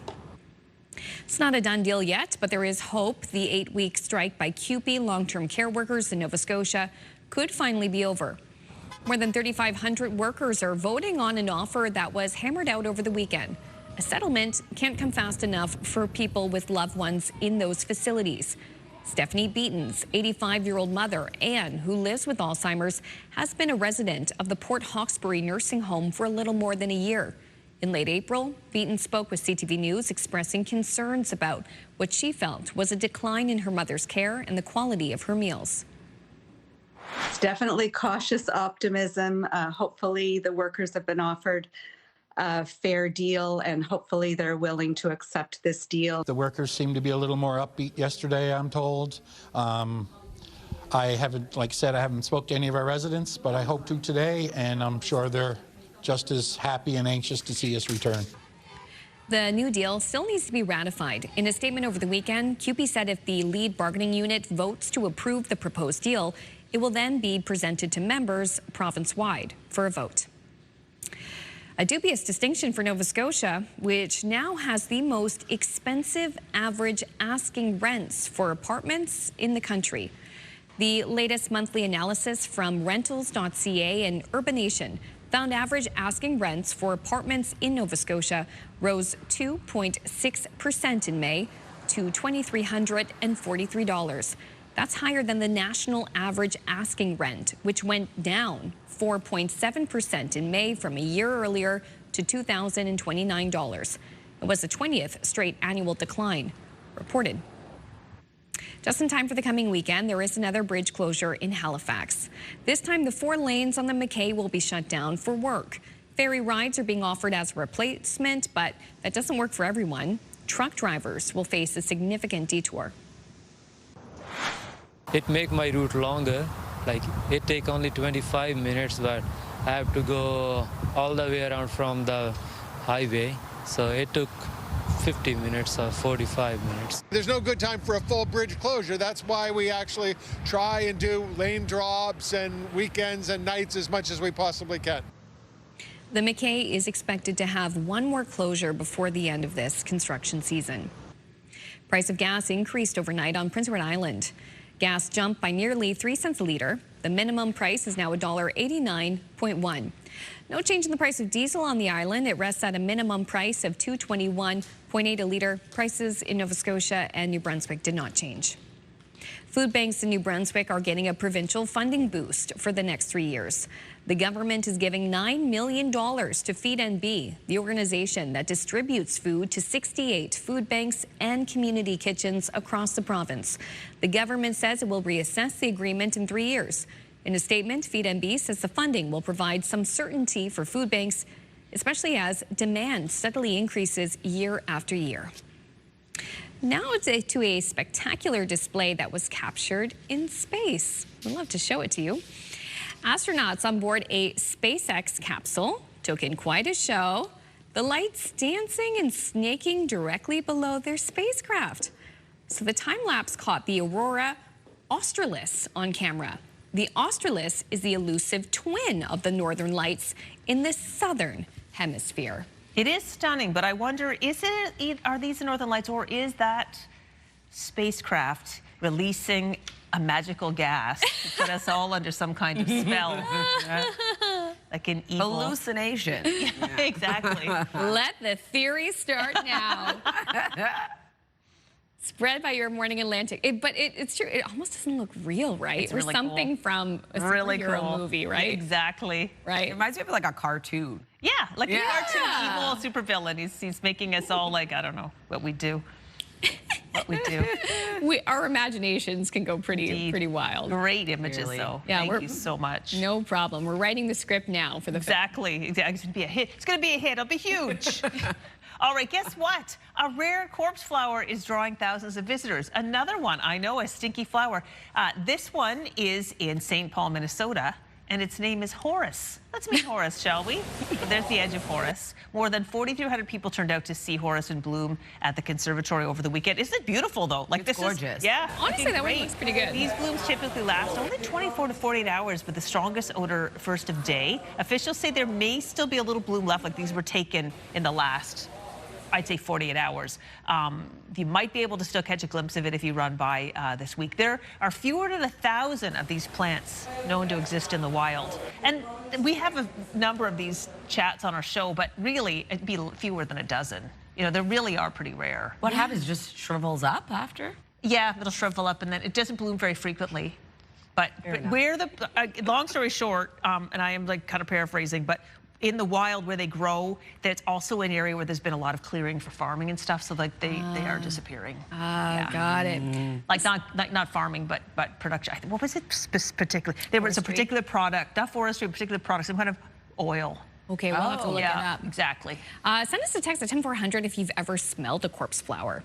Or seen one. Yeah, seen one, yeah. Like we would want to know how bad it really stinks. That's a great one, yeah. Yeah. You can also send us a text to weigh in on the Move Morning Chat, because we were talking about what was the worst experience you've ever had being stuck in something. Received a few texts so far about people being stuck in elevators. Oh, that's a rough one. That happened to me, but that'd be a rough one. Was it a short? Never happened to me. Oh, it never happened to you. No. Never happened to you. It happened to my sister-in-law. Okay. Courtney, and she does not like elevators. I have a really funny story. Really? Yeah, so boyfriend back in college, his dad renovated his house and he put an elevator in it. Oh, he got stuck in his own elevator between floors in his house, and I remember we had to drive over because he was stuck in there for like hours. No. Like, that's what you get for being fancy. Oh my God. How did he get out? Did he have to like crawl out? Was No, it his son had to call like some kind of like person, electrician or something, an elevator guy, and to get him out. Elevator guy. Hilarious. They couldn't stop laughing. And every time they're like, we're not getting in this thing. Oh, wow. Funny. Where's this when you get stuck in something and then you, like, there's a story, like, you have to explain how you got there. Right? Oh my gosh. Okay, halfway through the show, stick around. We got lots more to come. Latavia has details on just how hot it's going to get today. Gosh, seeing some 30s in New Brunswick. And then inclusivity at work. In this month's Medivie Help Connect, we'll look at the importance of diversity in the workplace and how it benefits everyone. Stay with us. Your Morning Atlantic. We'll be right back.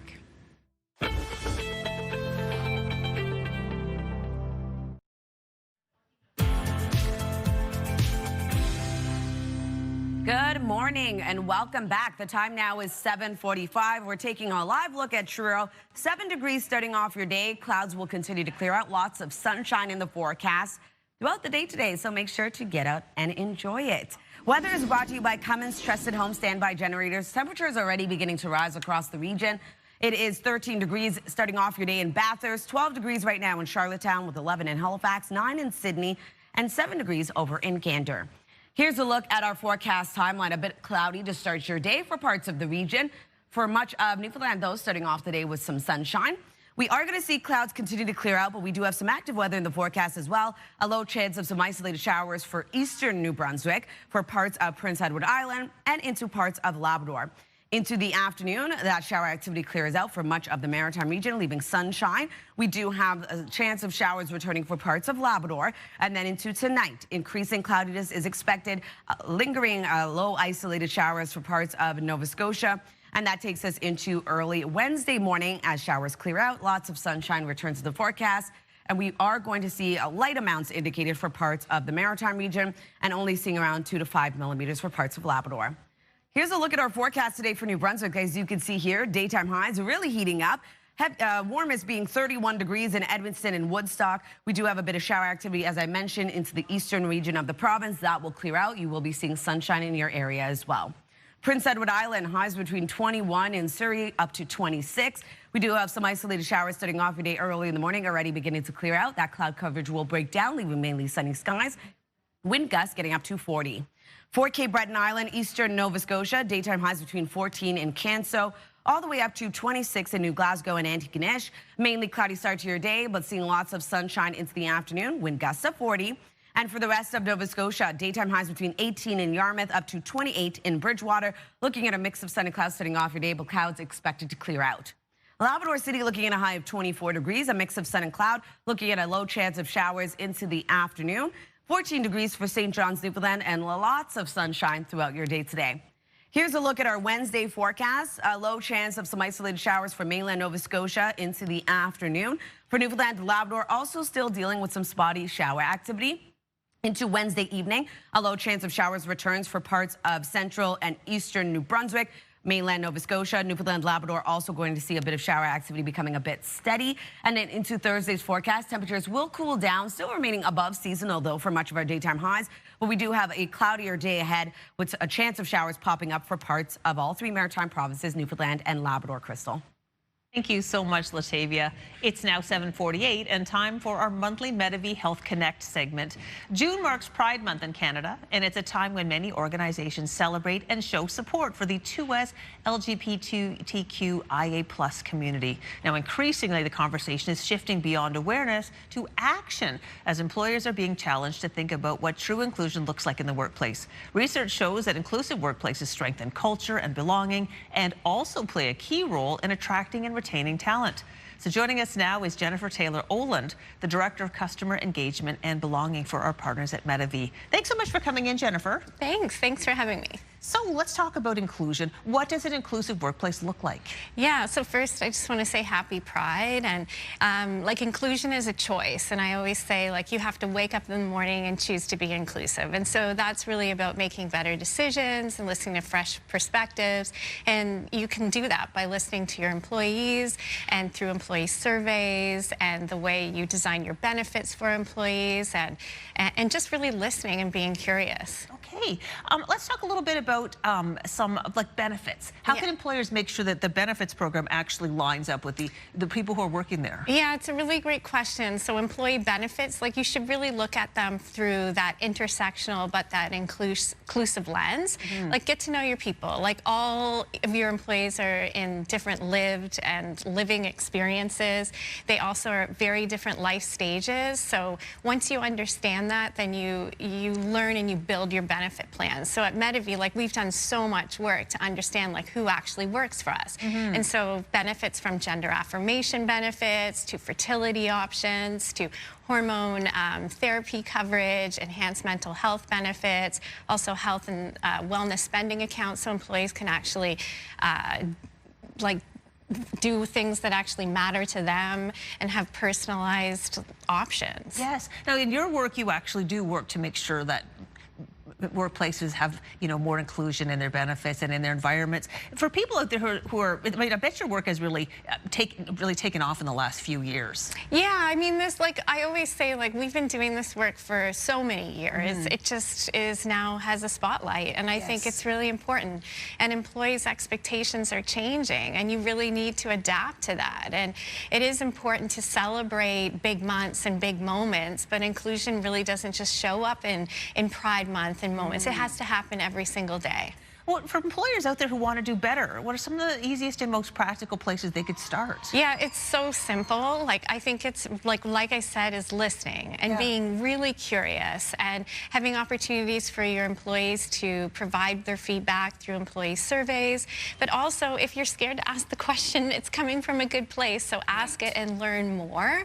And that's really just how the opportunity can just create more trusting, psychologically safe environments for your people. For sure. So you mentioned the surveys, and I know that's a good kind of anonymous way to get feedback. Is there any other way, a more of a personal way that you could get to know your employees without, you know, coming on in a way? Yeah, no, I think it's good. It's a great question. So, like at Medavie, we have employee resource groups, which are employee-led groups that are created from communities across Medavie, and it's an opportunity for them to be with community, but also share voices. And each one of those groups have like executive sponsors that get to listen in and get to hear the things that they care about, and just people just want to be understood. And so those are also great ways, especially in remote environments at work. They also give people this opportunity to be together and have community. Yes. Wonderful. Well, Jennifer, thanks so much for shining a spotlight on this for us today. No problem. Thanks for having me. Jennifer joined us from Medavie, our partners for this month's Medavie Health Connect segment. And throughout the year, we are going to be having more of these segments. Of course, we're going to turn our attention over to Amanda now for health and medical news. Thank you so much, ladies. Health workers battling an Ebola outbreak in Eastern Congo say they're exhausted, under-resourced, and often underpaid. It's one of the topics in Your Health.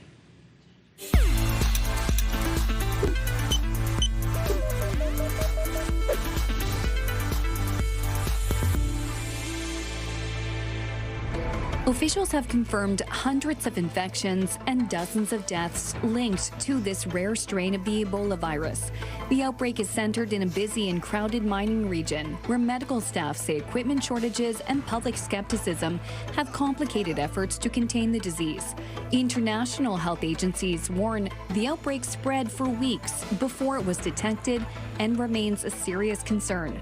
The U.S. Centers for Disease Control and Prevention says the current Ebola outbreak has the potential to become the largest on record if strong public health interventions are not implemented rapidly. A massive international study says researchers have developed a potential breakthrough, a blood test that could help detect lung cancers before they develop. The study, published in the journal Cell, says a global team of over 80 scientists discovered a specific set of proteins in the blood that can predict lung cancer more than 5 years before a medical diagnosis.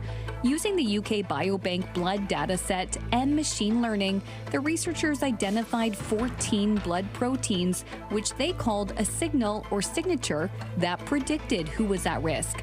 By using a blood test to identify people with high lung inflammation, doctors may be able to use targeted anti-inflammatory drugs to stop lung cancer from forming in the first place.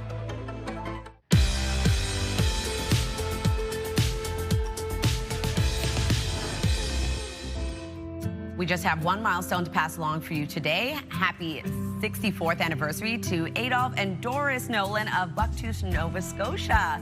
New Brunswick. What is wrong with me? Happy anniversary. Happy anniversary. 64 years. That is an occasion to celebrate. Now, to see your milestone again or find out how to submit one, visit our website by scanning the QR code on your screen. And a reminder, milestones must be received 2 weeks in advance.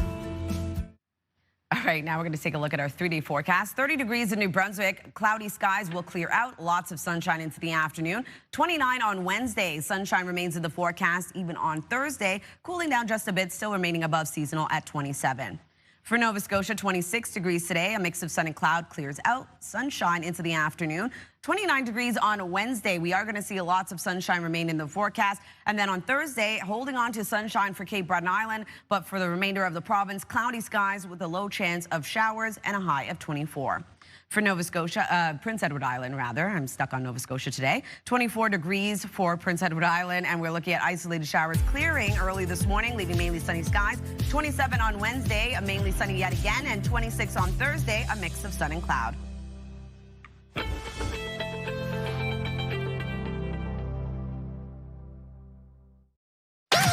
The #1 morning show in Halifax. Turk, Megan, and Amateur Alex. And home to the biggest artists. Halifax's #1 hit music station. 101.3 Virgin Radio.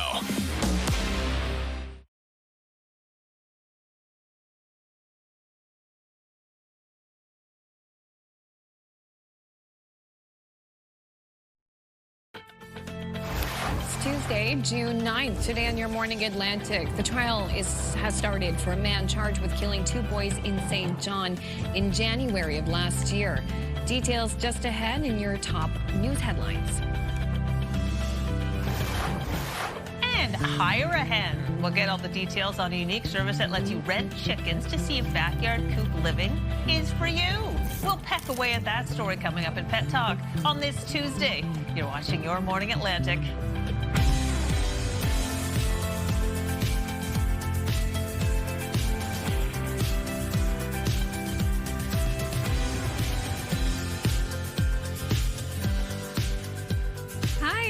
Welcome back to CTV's Your Morning Atlantic. Hi, if you're new, I'm Amanda. This is Crystal and Latavia. Thank you so much for liking and subscribing. Leave a comment down below. Smash that like button. Smash that like button so you get notifications when we're on, which is from 6 a.m. until 9 a.m. I love it. And we do have a YouTube channel as well. We do. We are not influencers on it, though.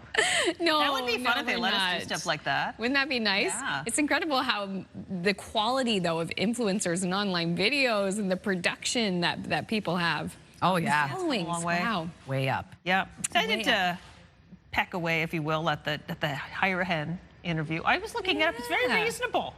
Sounds I lovely. had backyard chickens as a kid because I grew up on a farm. Always fun to have fresh eggs. It's never boring in the hen house. Always fun to go watch the chickens, listen to them. I'd do it for like a day. For a day? It's a lot of work. It's not. No? It's not a lot of work at all. Just let them do their thing? To be fair, I was a child and like the adults were doing all the work, so maybe it is. Maybe it is. We'll find out from the experts pretty soon. I just feel like my dogs would just be poor chickens. They'd be so annoying. Oh, yeah. I feel like there's a lot of fun names, though, you can have for chickens. Oh, for sure there are. I would love that. Like Nugget. Little Nugget. Henrietta. It's popular. Oh, Henrietta, that's nice. Also, nicest view in Yarmouth. Wow. Gorgeous. The home of Suzette Beliveau. Indeed. Yes. As you can see here, a bit of a mainly cloudy start to your day. Clouds will continue to clear out. Lots of sunshine in your area. Already 12 degrees starting off your day, though, in Yarmouth. We are seeing temperatures already begin to rise. It's going to be a hot one for much of the region. 11 degrees heading outdoors in Halifax and Fredericton. Looking at 1 degree over in Cartwright, 7 degrees in St. John's, Newfoundland.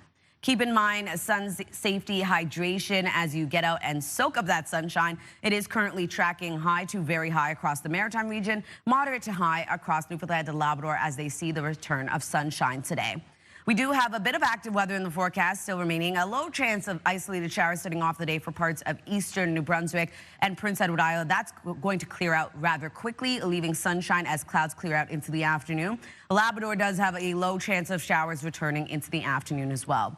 And in terms of our wind forecast, it's going to be much lighter than we saw yesterday, but still picking up for parts of the Maritime region. As of right now, though, only 20 kilometers per hour in Sydney and Yarmouth, 19 in Grand Etang, Charlottetown, and North Cape. A few wind gusts now returning, 37 kilometers per hour in Yarmouth, 31 in Sydney, and 30 in Grand Etang. We'll take another look at your forecast just ahead. First, a look at your local news with Amanda. Thank you, Latavia. New this morning, smoke has forced the evacuation of an apartment building in Halifax. People who live inside this apartment building on St. Margaret's Bay Road were evacuated earlier this morning after smoke was discovered in one of the units. Halifax Fire says the source of the smoke was from a faulty bathroom fan in one of the units. No one was hurt. Residents are expected to be allowed back inside shortly. In New Brunswick, the trial has started for a man charged with killing 2 boys in St. John. A 14-member jury will decide whether 46-year-old Roman Commishney is guilty of 2 counts of first-degree murder related to the deaths of a 17-year-old and 10-year-old last winter in the city's North End.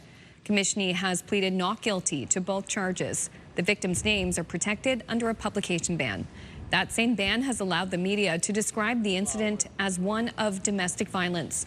In the Crown's opening argument, the prosecutor told the jury Commishney stabbed the victims to death and later tried to take his own life with a nail gun. The allegations have not been tested in court. The trial will continue over the next 3 weeks and is expected to be completed by June 26. A 71-year-old man was taken to hospital with serious injuries after being struck by a vehicle in New Glasgow Monday afternoon. Police were called to Provost and McLean Streets just before 1:30. Investigators believe the man was hit when a Dodge truck was making a left turn. The driver wasn't hurt, but is facing a number of charges, including failing to yield, driving without insurance, driving with the wrong plates, and operating an unregistered vehicle. Many people in Cape Breton still on the lookout this morning for a stolen car. Regional police say a 2014 red Ford Escape was stolen from a gas station on Grand Lake Road around 4 o'clock Monday afternoon. What makes the search urgent is that the owner's dog was inside the vehicle at the time. The dog is a golden doodle named Charlie. The vehicle was last seen headed towards Sydney. It has a Nova Scotia license plate of HFL 748. If you spot the vehicle, you're asked to contact Cape Breton Regional Police or Crime Stoppers. There's an improved online tool to track wildfires in New Brunswick this summer. The new wildfire dashboard, which went live Monday, is said to be more user-friendly and centralizes data directly from the province's wildfire management branch. The province says its dashboard was critical during last year's historic wildfire season, and improving it for this year was a priority. Fire damaged a home and sent a firefighter to hospital in Nova Scotia's Annapolis Valley Sunday night. It happened later in the evening in Wolfville. No one was home at the time. A firefighter was sent to hospital with minor injuries. The fire was contained to the back of the house and was under control within 20 minutes. No word on how it started. And a historic farmhouse on Cannon Mountain Road in Kings County also went up in flames overnight. Firefighters were called around 4:30 a.m. Monday, with New Minas taking the lead. The home is believed to be one of the oldest in that community, likely a century home. The price of gas increased overnight on PEI. Gas jumped by nearly 3 cents a liter. The minimum price now $1.89.1. No change in the price of diesel. It rests at a minimum price of $2.21.8 a liter. Maritimers have an extra incentive to cheer on Team Canada at the FIFA World Cup. Nova Scotia's Jacob Schaffelberg has joined the team in Toronto for his first full training session Monday. The status of the Port Williams native was in doubt after he missed most of the year with an injury. His dad tells CTV News the comeback reinforces how resilient his son is. My expectations maybe in January, maybe 3 weeks ago, would be that he wouldn't be part of this team. So once again, he has surprised me, and he's done that dozens of times now. Now, it's not clear if Schaffelberg will be able to play on Friday, but his dad says he's going to be there to support him. And that is worth noting. The 2026 FIFA World Cup, of course, begins this week with matches being played across North America. And we're happy to tell you CTV, TSN, and Crave is your home for coverage of every game during the 5-week tournament. However, that will impact our broadcasts on certain days. So on those days, CTV News at 5 and CTV News at 6 will move over to CTV 2, which is the channel you're watching right now. So we will offer some reminders, but if you want to check early, you can go to ctvnewsatlantic.ca or scan the QR code that's on your screen to the right, and you can see the full list of dates. So it just kind of means have your remote nearby. For sure. You can just go, oh, right, okay. If I don't want to watch the World Cup, I can go click, click. It's very useful. Also, I have your desk is right beside mine. I'll just ask you what the changes are. Yeah. But for those of you who don't have Amanda sitting beside you, you can use that QR code. All right. This is a different kind of competition, all right? It is proving that the appeal of Elvis transcends generations. Every year in the King's hometown, kids aged 7 to 17 compete in the Young Elvis Tribute Contest. Dozens of impersonators don wigs and jeweled jumpsuits to sing songs and share a passion for the music of Elvis. Competitors flock to the event from all over the United States. And you know what the organizers say to them? What do they say? Thank you. Oh, thank you very much. Anyway, it looks like the competition was steep. Obviously, he's one of the older competitors, but all ages. Wow, I love the outfits. They're fantastic. The kids were saying, I did a little digging in, that they were like, I love Elvis more than Taylor Swift and things like that. So awesome. Yeah. Okay. Wow. Look at some of them. It is Tuesday, so that means it's time for a Tides Tuesday contest. When you hear that music, it means we're giving something away. If you'd like to be in the stands cheering on the Halifax Tides at their home game on June 18th, this is your day. You could win 2 tickets to cheer on Halifax's professional women's football club as they take on the Vancouver Rise. To enter, go to ctvatlantic.ca. This is a one-day contest, so enter now. Your chances of winning are pretty good because it is a one-day contest, so enter now, and good luck. And hopefully the weather's going to be good for that game, too. I would hope. Yes. I would hope. It's always more fun to watch when the weather's nice, but it's fun to watch anytime. Oh, yeah. Regardless, right? All right, so we're going to have another break here. When we return, Latavia will have the latest look at the Tuesday forecast and the warm-up and the sunshine we have in place. What a great day to be on the ride-on lawnmower in Lower West Pubnico. The forecast is next.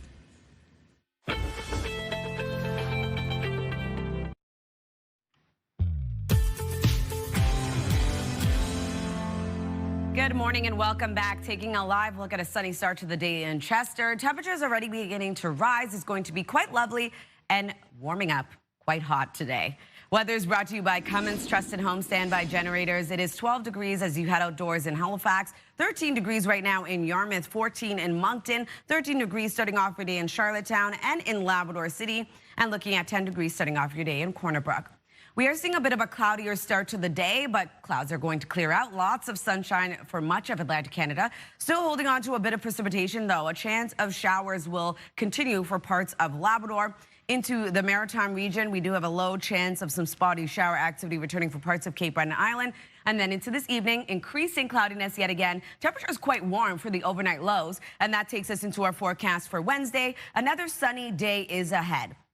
If you're wondering about precipitation totals, not really seeing any accumulation for the Maritime region or for Newfoundland, looking at only around 2 to 5 millimeters for parts of Labrador. For our forecast today for New Brunswick, as you can see here, daytime highs will range from 22 degrees in Grand Manan all the way up to 31 in Edmonton, Woodstock, and Fredericton. Mainly cloudy start to your day. Clouds clear out, leaving mainly sunny skies into the afternoon and light wind across the province. Prince Edward Island, a low chance of showers starting off your day, clearing though, leaving mainly sunny skies. Daytime highs between 20 to 26 degrees, being the warmest into Charlottetown. We are going to see a bit of a breeze today yet again out of the southwest, 20 gusting to 40. For Cape Breton, eastern Nova Scotia, daytime highs between 14 in Canso all the way up to 26 in Antigonish. Mainly cloudy start to your day. Clouds clear out, sunshine into the afternoon, and wind gusts of 40. For the rest of Nova Scotia, pretty much the same. Starting off the day with a mix of sun and cloud. Clouds continue to clear out. Lots of sunshine into the afternoon with daytime highs between 18 to 28 degrees in Bridgewater. 24 degrees in Labrador City. Looking at a mix of sun and cloud, we do have a low chance of showers, around a 40% chance of showers into the afternoon. 13 degrees into St. John's, Newfoundland. Lots of sunshine throughout your day today. For our forecast on Wednesday, another warm, hot day ahead. Lots of sunshine remains in the forecast. We do have some lingering shower activity expected. And then into the evening hours, we do have a chance of showers returning for the northern and central region of New Brunswick, mainland Nova Scotia, Newfoundland, and Labrador, seeing a bit steadier for that shower activity. And that will continue into our forecast for Thursday. That's a look at your weather. Going to throw things over to Amanda.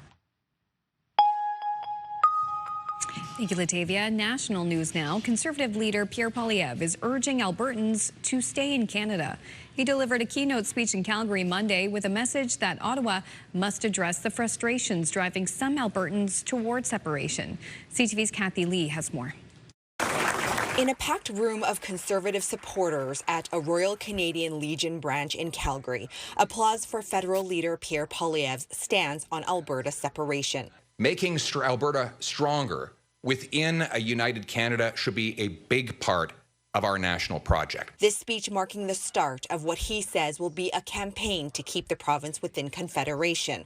While he argued against Alberta leaving Canada, Poilievre acknowledged the frustrations driving some towards it. They do not have a problem with their fellow Canadians, or even with Canada itself. They have a problem with the federal government. He called for changes to federal policies on issues including pipelines, taxes, and provincial autonomy, while urging Albertans to work with other provinces rather than pull away from them. But one retired political scientist says many of those ideas aren't new. Those changes resemble what we had in the Meech Lake Accord and in the Charlottetown Accord back in the late 80s and early 90s. It didn't work then. I'm not sure it's going to work now. At least for one separatist supporter, Poilievre's speech did not change her mind. No, not at all, because I don't think it's fixable by the Liberals. But for other Conservative members, the words resonated. He was able to bring a lot of people together and address the separation without looking down on anybody. Oh, it's very good. He talked about a united, strong Canada. Poilievre also urged Canadians not to dismiss or demonize those considering separation. Those who are choosing separation from Canada are not our enemies. On October 19th, Albertans will either vote to remain in Canada or start the legal process towards a future binding referendum on separation. Kathy Lee, CTV News, Calgary. Canada's new Governor-General called for unity and warned of extreme polarization in this country. Louise Arbour made the comments during her first speech after being sworn into office. CTV's Mike Lecouture has more. Ushered into the Senate by an honor guard, Louise Arbour took her first steps into Canadian history as Canada's 31st Governor-General. The former Supreme Court Justice will be tasked with being a symbol of unity and a guardian of constitutional order. These duties call for sound judgment, deep learning, and an unwavering commitment to the rule of law. Carney added those are the same principles on which Arbour built her long career. It is through our differences that we will build a common future. In a wide-ranging 20-minute speech, Canada's new Governor-General celebrated the country's diversity and differences, saying that is how people will build a common future. Extreme polarization is dangerous. but so is extreme consensus. It is through our differences and our fundamental right to express them that we will nourish critical thinking, creativity, and innovation.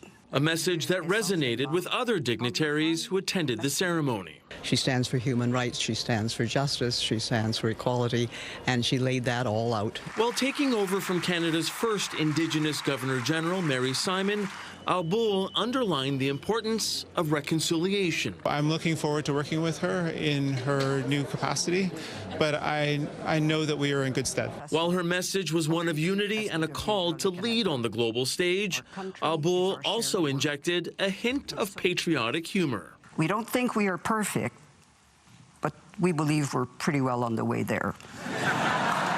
Al-Bul also noted the progress made by the armed forces without mentioning her damning 2022 report on sexual misconduct in the military. She'll now be the figurehead of the institution as the Commander-in-Chief of Canada. Mike Lecouteur, CTV News, Ottawa. Thank you, Mike. Another break here on Your Morning Atlantic. When we return in this week's edition of Pet Talk, we'll get more details on Hire a Hen. That's on the other side of this break. Please stay with us.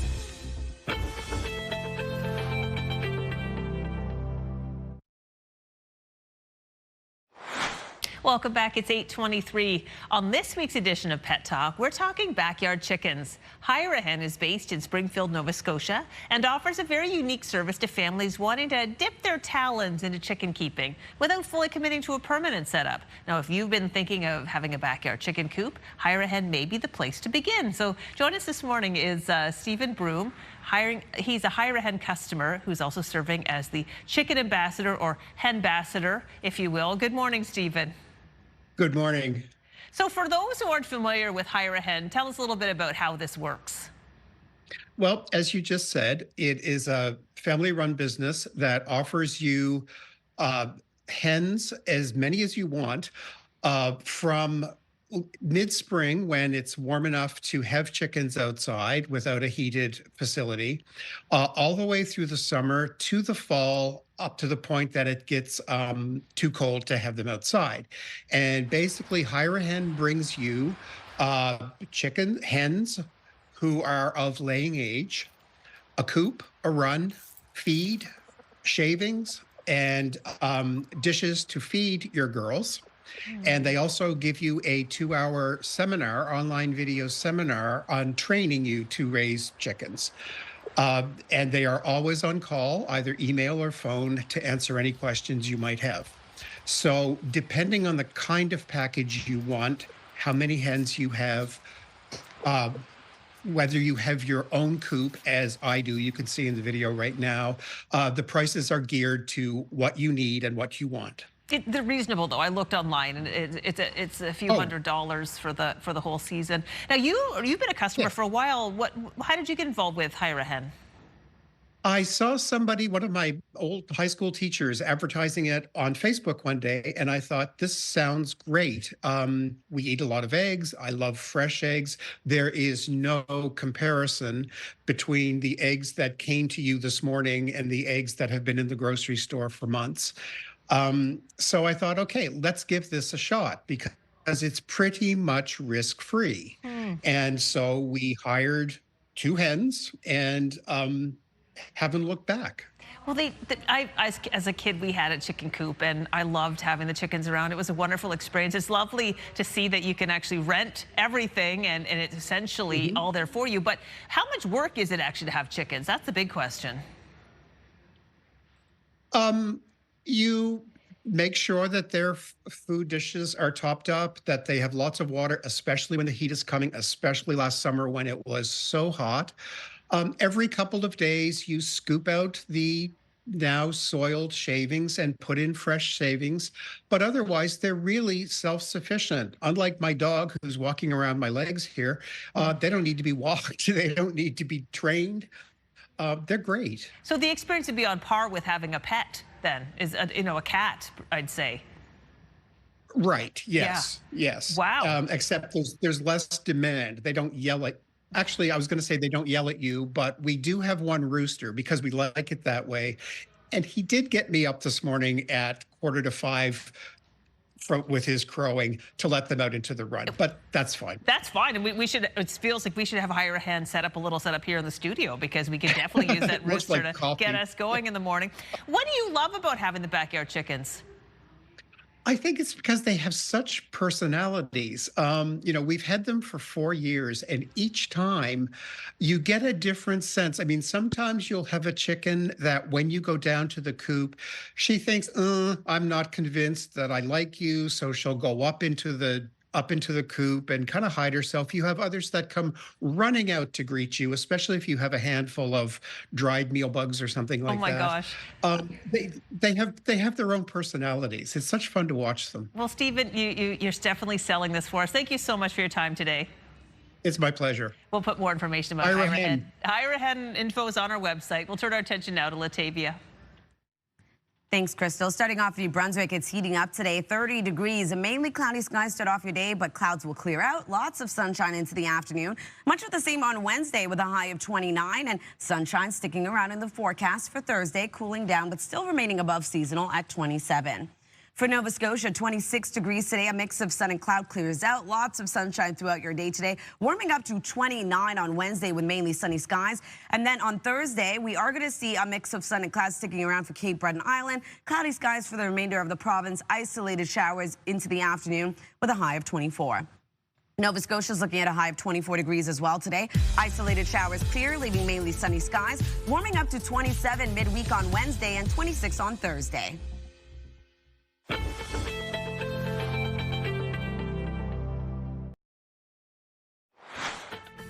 Still ahead this morning. It's nearly time for Halifax's iconic Greek Fest, and we'll get a delicious preview of one of the desserts you can try this weekend. Ella, come on, join us. This is ahead on Your Morning Atlantic.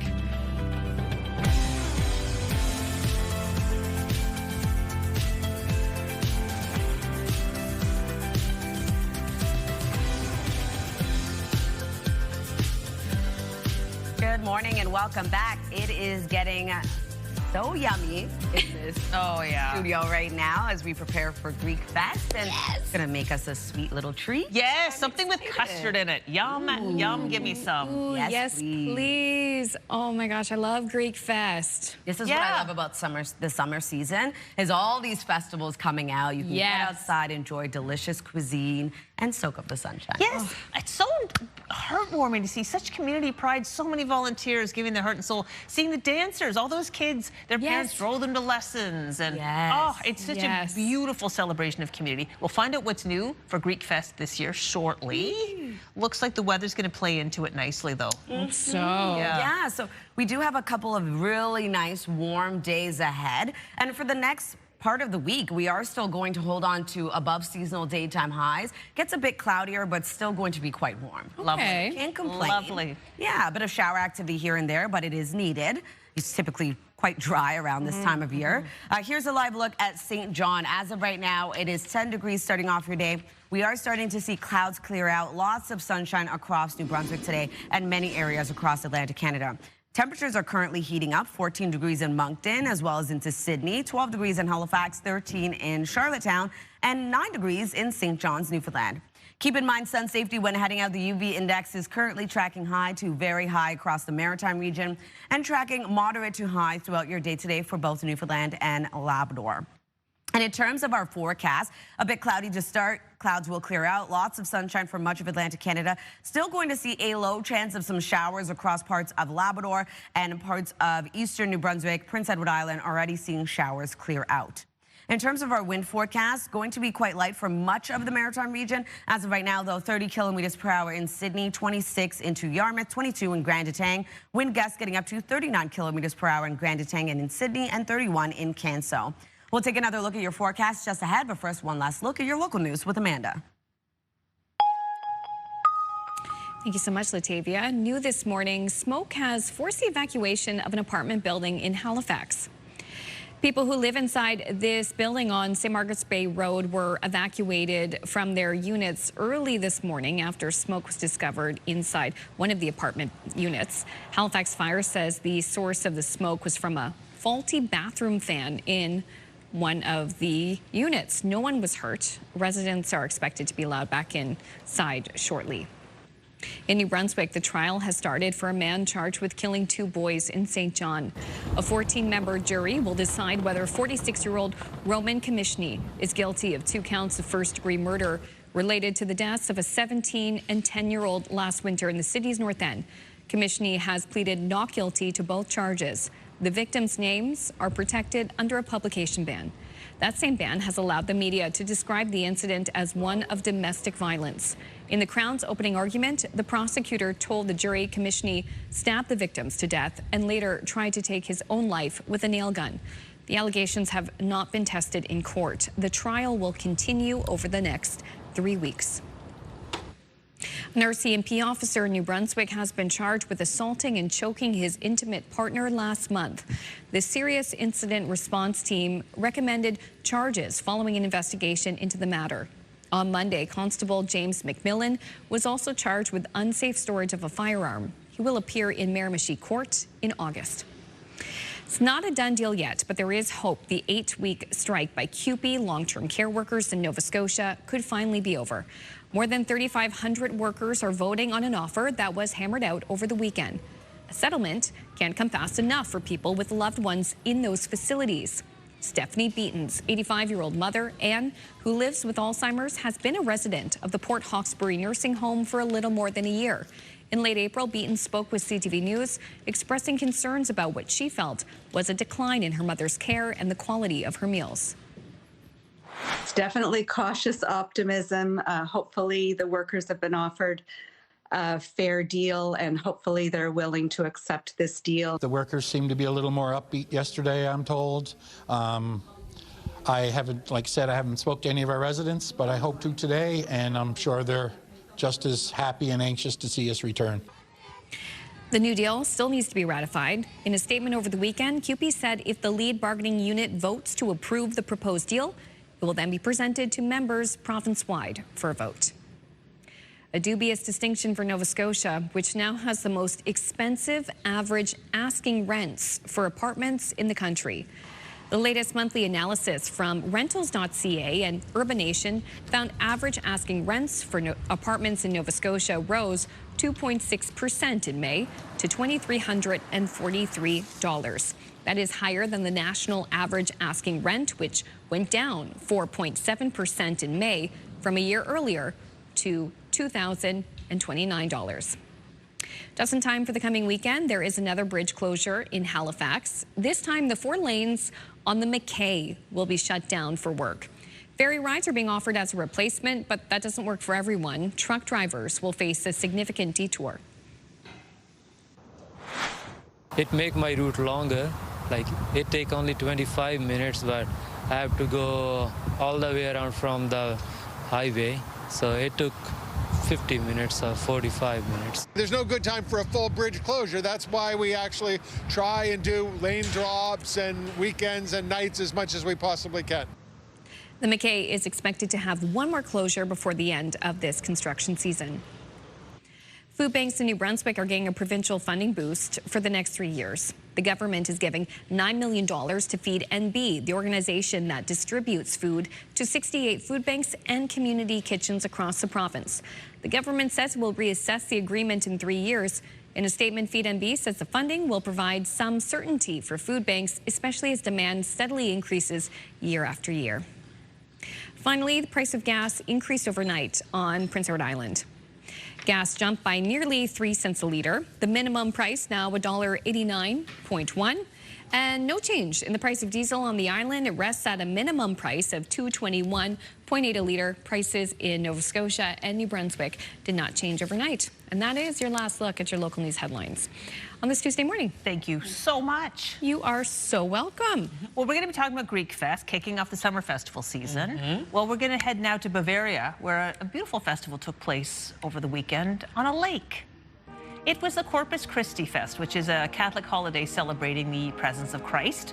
For the occasion, people in rowboats decorated with flowers and church banners crossed this lake in Germany in traditional costumes. The custom dates back to nearly 100 years. Looks gorgeous. Oh, yeah. Ooh, nice weather for that, too. Yes, but that's happening in Bavaria. not in our region. No, but you know what is? The Highland Games will be taking place over that's a classic. in Moncton. The Highland Games and Scottish Festival will be heading your way today until Saturday, June 13th. You can come out and enjoy a series of traditional Scottish competitions and demonstrations.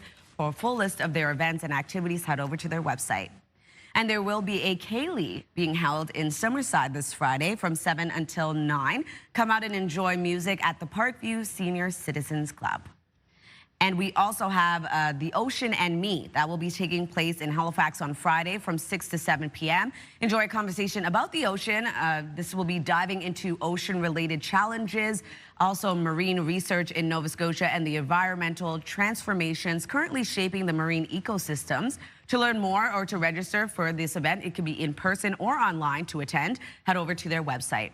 And if you have an upcoming event, send us the details. We'd love to promote it on Your Morning Atlantic at ctv.ca. That's where you can send it. Time now is 8:40. We'll be right back after this. Stick with us.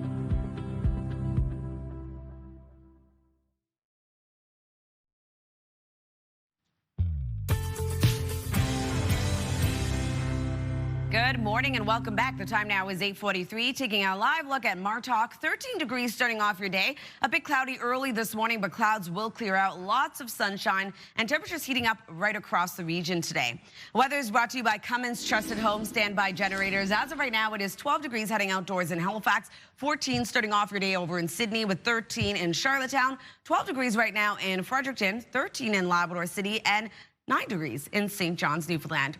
Over to our forecast timeline. We did have a bit of shower activity early this morning for eastern New Brunswick. Parts of Prince Edward Island already beginning to clear out, though. We will see that cloud coverage clear out as well, leaving lots of sunshine for all three maritime provinces. Newfoundland, Labrador also going to be warming up today, seeing some sunshine, but we do have around a 40% chance of some showers returning for parts of Labrador. Into tonight, increasing cloudiness, but then we start to see that cloud coverage clear out. Temperatures remain quite warm into the overnight hours tonight, and that will carry into our forecast for Wednesday. If you're wondering about precipitation totals, going to remain quite light for the maritime region and not really seeing much accumulation either for Newfoundland and Labrador, only around 2 to 5 millimeters for Labrador. Over to our forecast today for New Brunswick. As you can see here, daytime highs will range from 22 all the way up to 31 degrees. Mainly cloudy start to your day. We did have a low chance of some showers into the eastern region of the province, clearing out sunshine across the province today with light wind out of the southwest, only 20 kilometers per hour. Prince Edward Island, looking at some isolated showers starting off your day, already beginning to clear out, leaving mainly sunny skies today, with highs between 20 to 26 degrees being the warmest into Charlottetown, wind gusts remaining at 40 kilometers per hour. For Cape Breton, eastern Nova Scotia, daytime highs will range from 14 degrees in Canso up to 26 degrees in Antigonish. Mainly cloudy start to your day with clouds clearing, leaving sunshine into the afternoon. And for the rest of Nova Scotia, we are going to see a mix of sun and clouds starting off the day. Lots of sunshine into the afternoon as clouds clear out. And daytime highs will range from 18 degrees in Yarmouth up to 28 degrees in Bridgewater. For Labrador City, also seeing a warm up today with a high of 24. A mix of sun and clouds starts off the day. A chance of showers into the afternoon with a high of 13 degrees in St. John's, Newfoundland, and lots of sunshine throughout yours. For Wednesday's forecast, it's going to be another warm, above seasonal day ahead. We are going to still hold on to some sunshine across the region, but also seeing a chance of showers return for Labrador and Newfoundland and into mainland Nova Scotia. Low chance of showers expected into the afternoon, around a 30% chance of it happening. Into the overnight hours for parts of New Brunswick and Nova Scotia, still holding on to a low chance of showers. That takes us into Thursday's forecast, a bit of a cloudier day ahead and holding on to precipitation across parts of Atlantic Canada. That's a look at your weather. Going to throw things over to Crystal. Thank you so much, Latavia. Greek Fest in Halifax is turning 39 this year and looking better than ever. The popular event takes place June 11th to 14th at St. George's Greek Orthodox Church and Community Center on Purcell's Cove Road. The event offers food, music, dancing, and other cultural experiences that draw visitors of all ages from all over the region year after year, and admission is free. Here to tell us more are volunteers Natasha and Jana. Thank you both for coming in. Hi there. Now, Jana is stirring this custard for this dessert that we're making today, and it's at a critical point, so I'm going to let you move on with that. But Natasha, what are we making today? So we're making galaktobouriko, which gala means milk. So it is a custard dessert. I know it's one of your favorites. It is. So this is layers of phyllo right here that have been buttered, and the custard is really simple. It's milk, sugar, semolina flour, a little bit of vanilla, and we just stir. And six Amazing. eggs. 6 eggs. Six It's very eggs. important. And the 6 eggs. stirring is, okay, so what's next? You pour it in? So we're going to pour it right in. Yes. Let's see if we can just... Look at that. Oh my gosh. This would actually, I would say, be healthy in a way. Well, there's a little bit of sugar there's in actually, there, but... it's not super sweet. You know what makes it sweet is we finish it with a syrup at the end. Oh, yeah. And that's just water, sugar, a little bit of cinnamon, and then some cinnamon and lemon. Yeah. And so we're just going to layer this on top, and it's just like a little pig in a blanket here, and kind of you just put it on top like this. Yeah. Put a layer of butter through each layer, and then we keep adding the phyllo.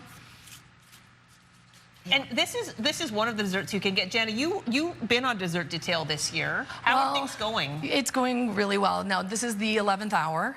This is when all the custard-based desserts are being made this week because they have to be fresh, right? Yes.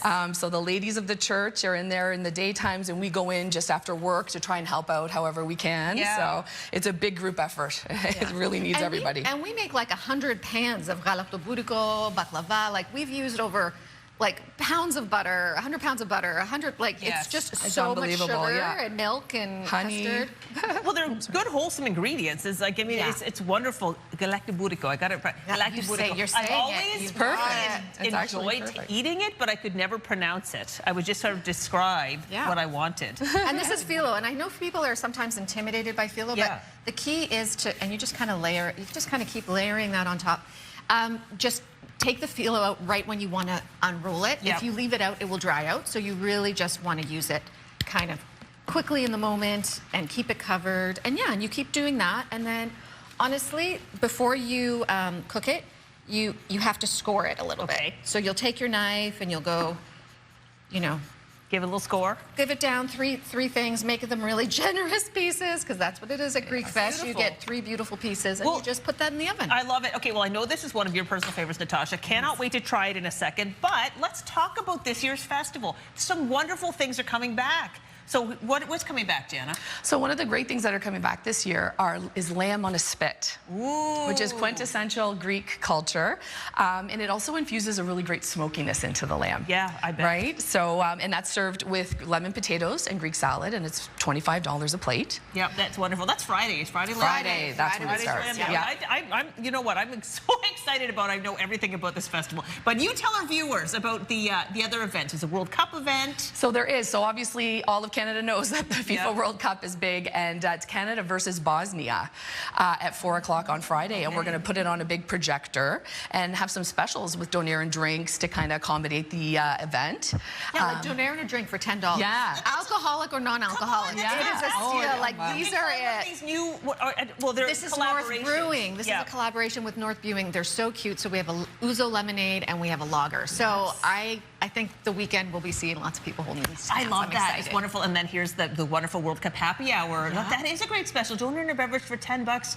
You really have gone out of your way to make this event affordable for people. We really do. As best we can, as best we can. The prices are as cheap as you can make them, and of course, the admission is free. Yes. All right, let's talk a little bit about some of the other things. I know, Natasha, you have been volunteering for this festival. You danced as a child. As a child, yeah. And your son is going to be dancing this year. Yes. That's a lot of work on the part of the parents to make this happen. It is. It's twice a week, every week, Wednesdays and Saturday mornings. So it must be very exciting when it all comes together at the festival. It really does. Everybody comes together. Greeks, non-Greeks, everyone from the community comes together and really celebrates the taste of Greece. Well, let me have a taste of Greece. I know. Yes. Okay, thank you. Thank you for coming in, ladies.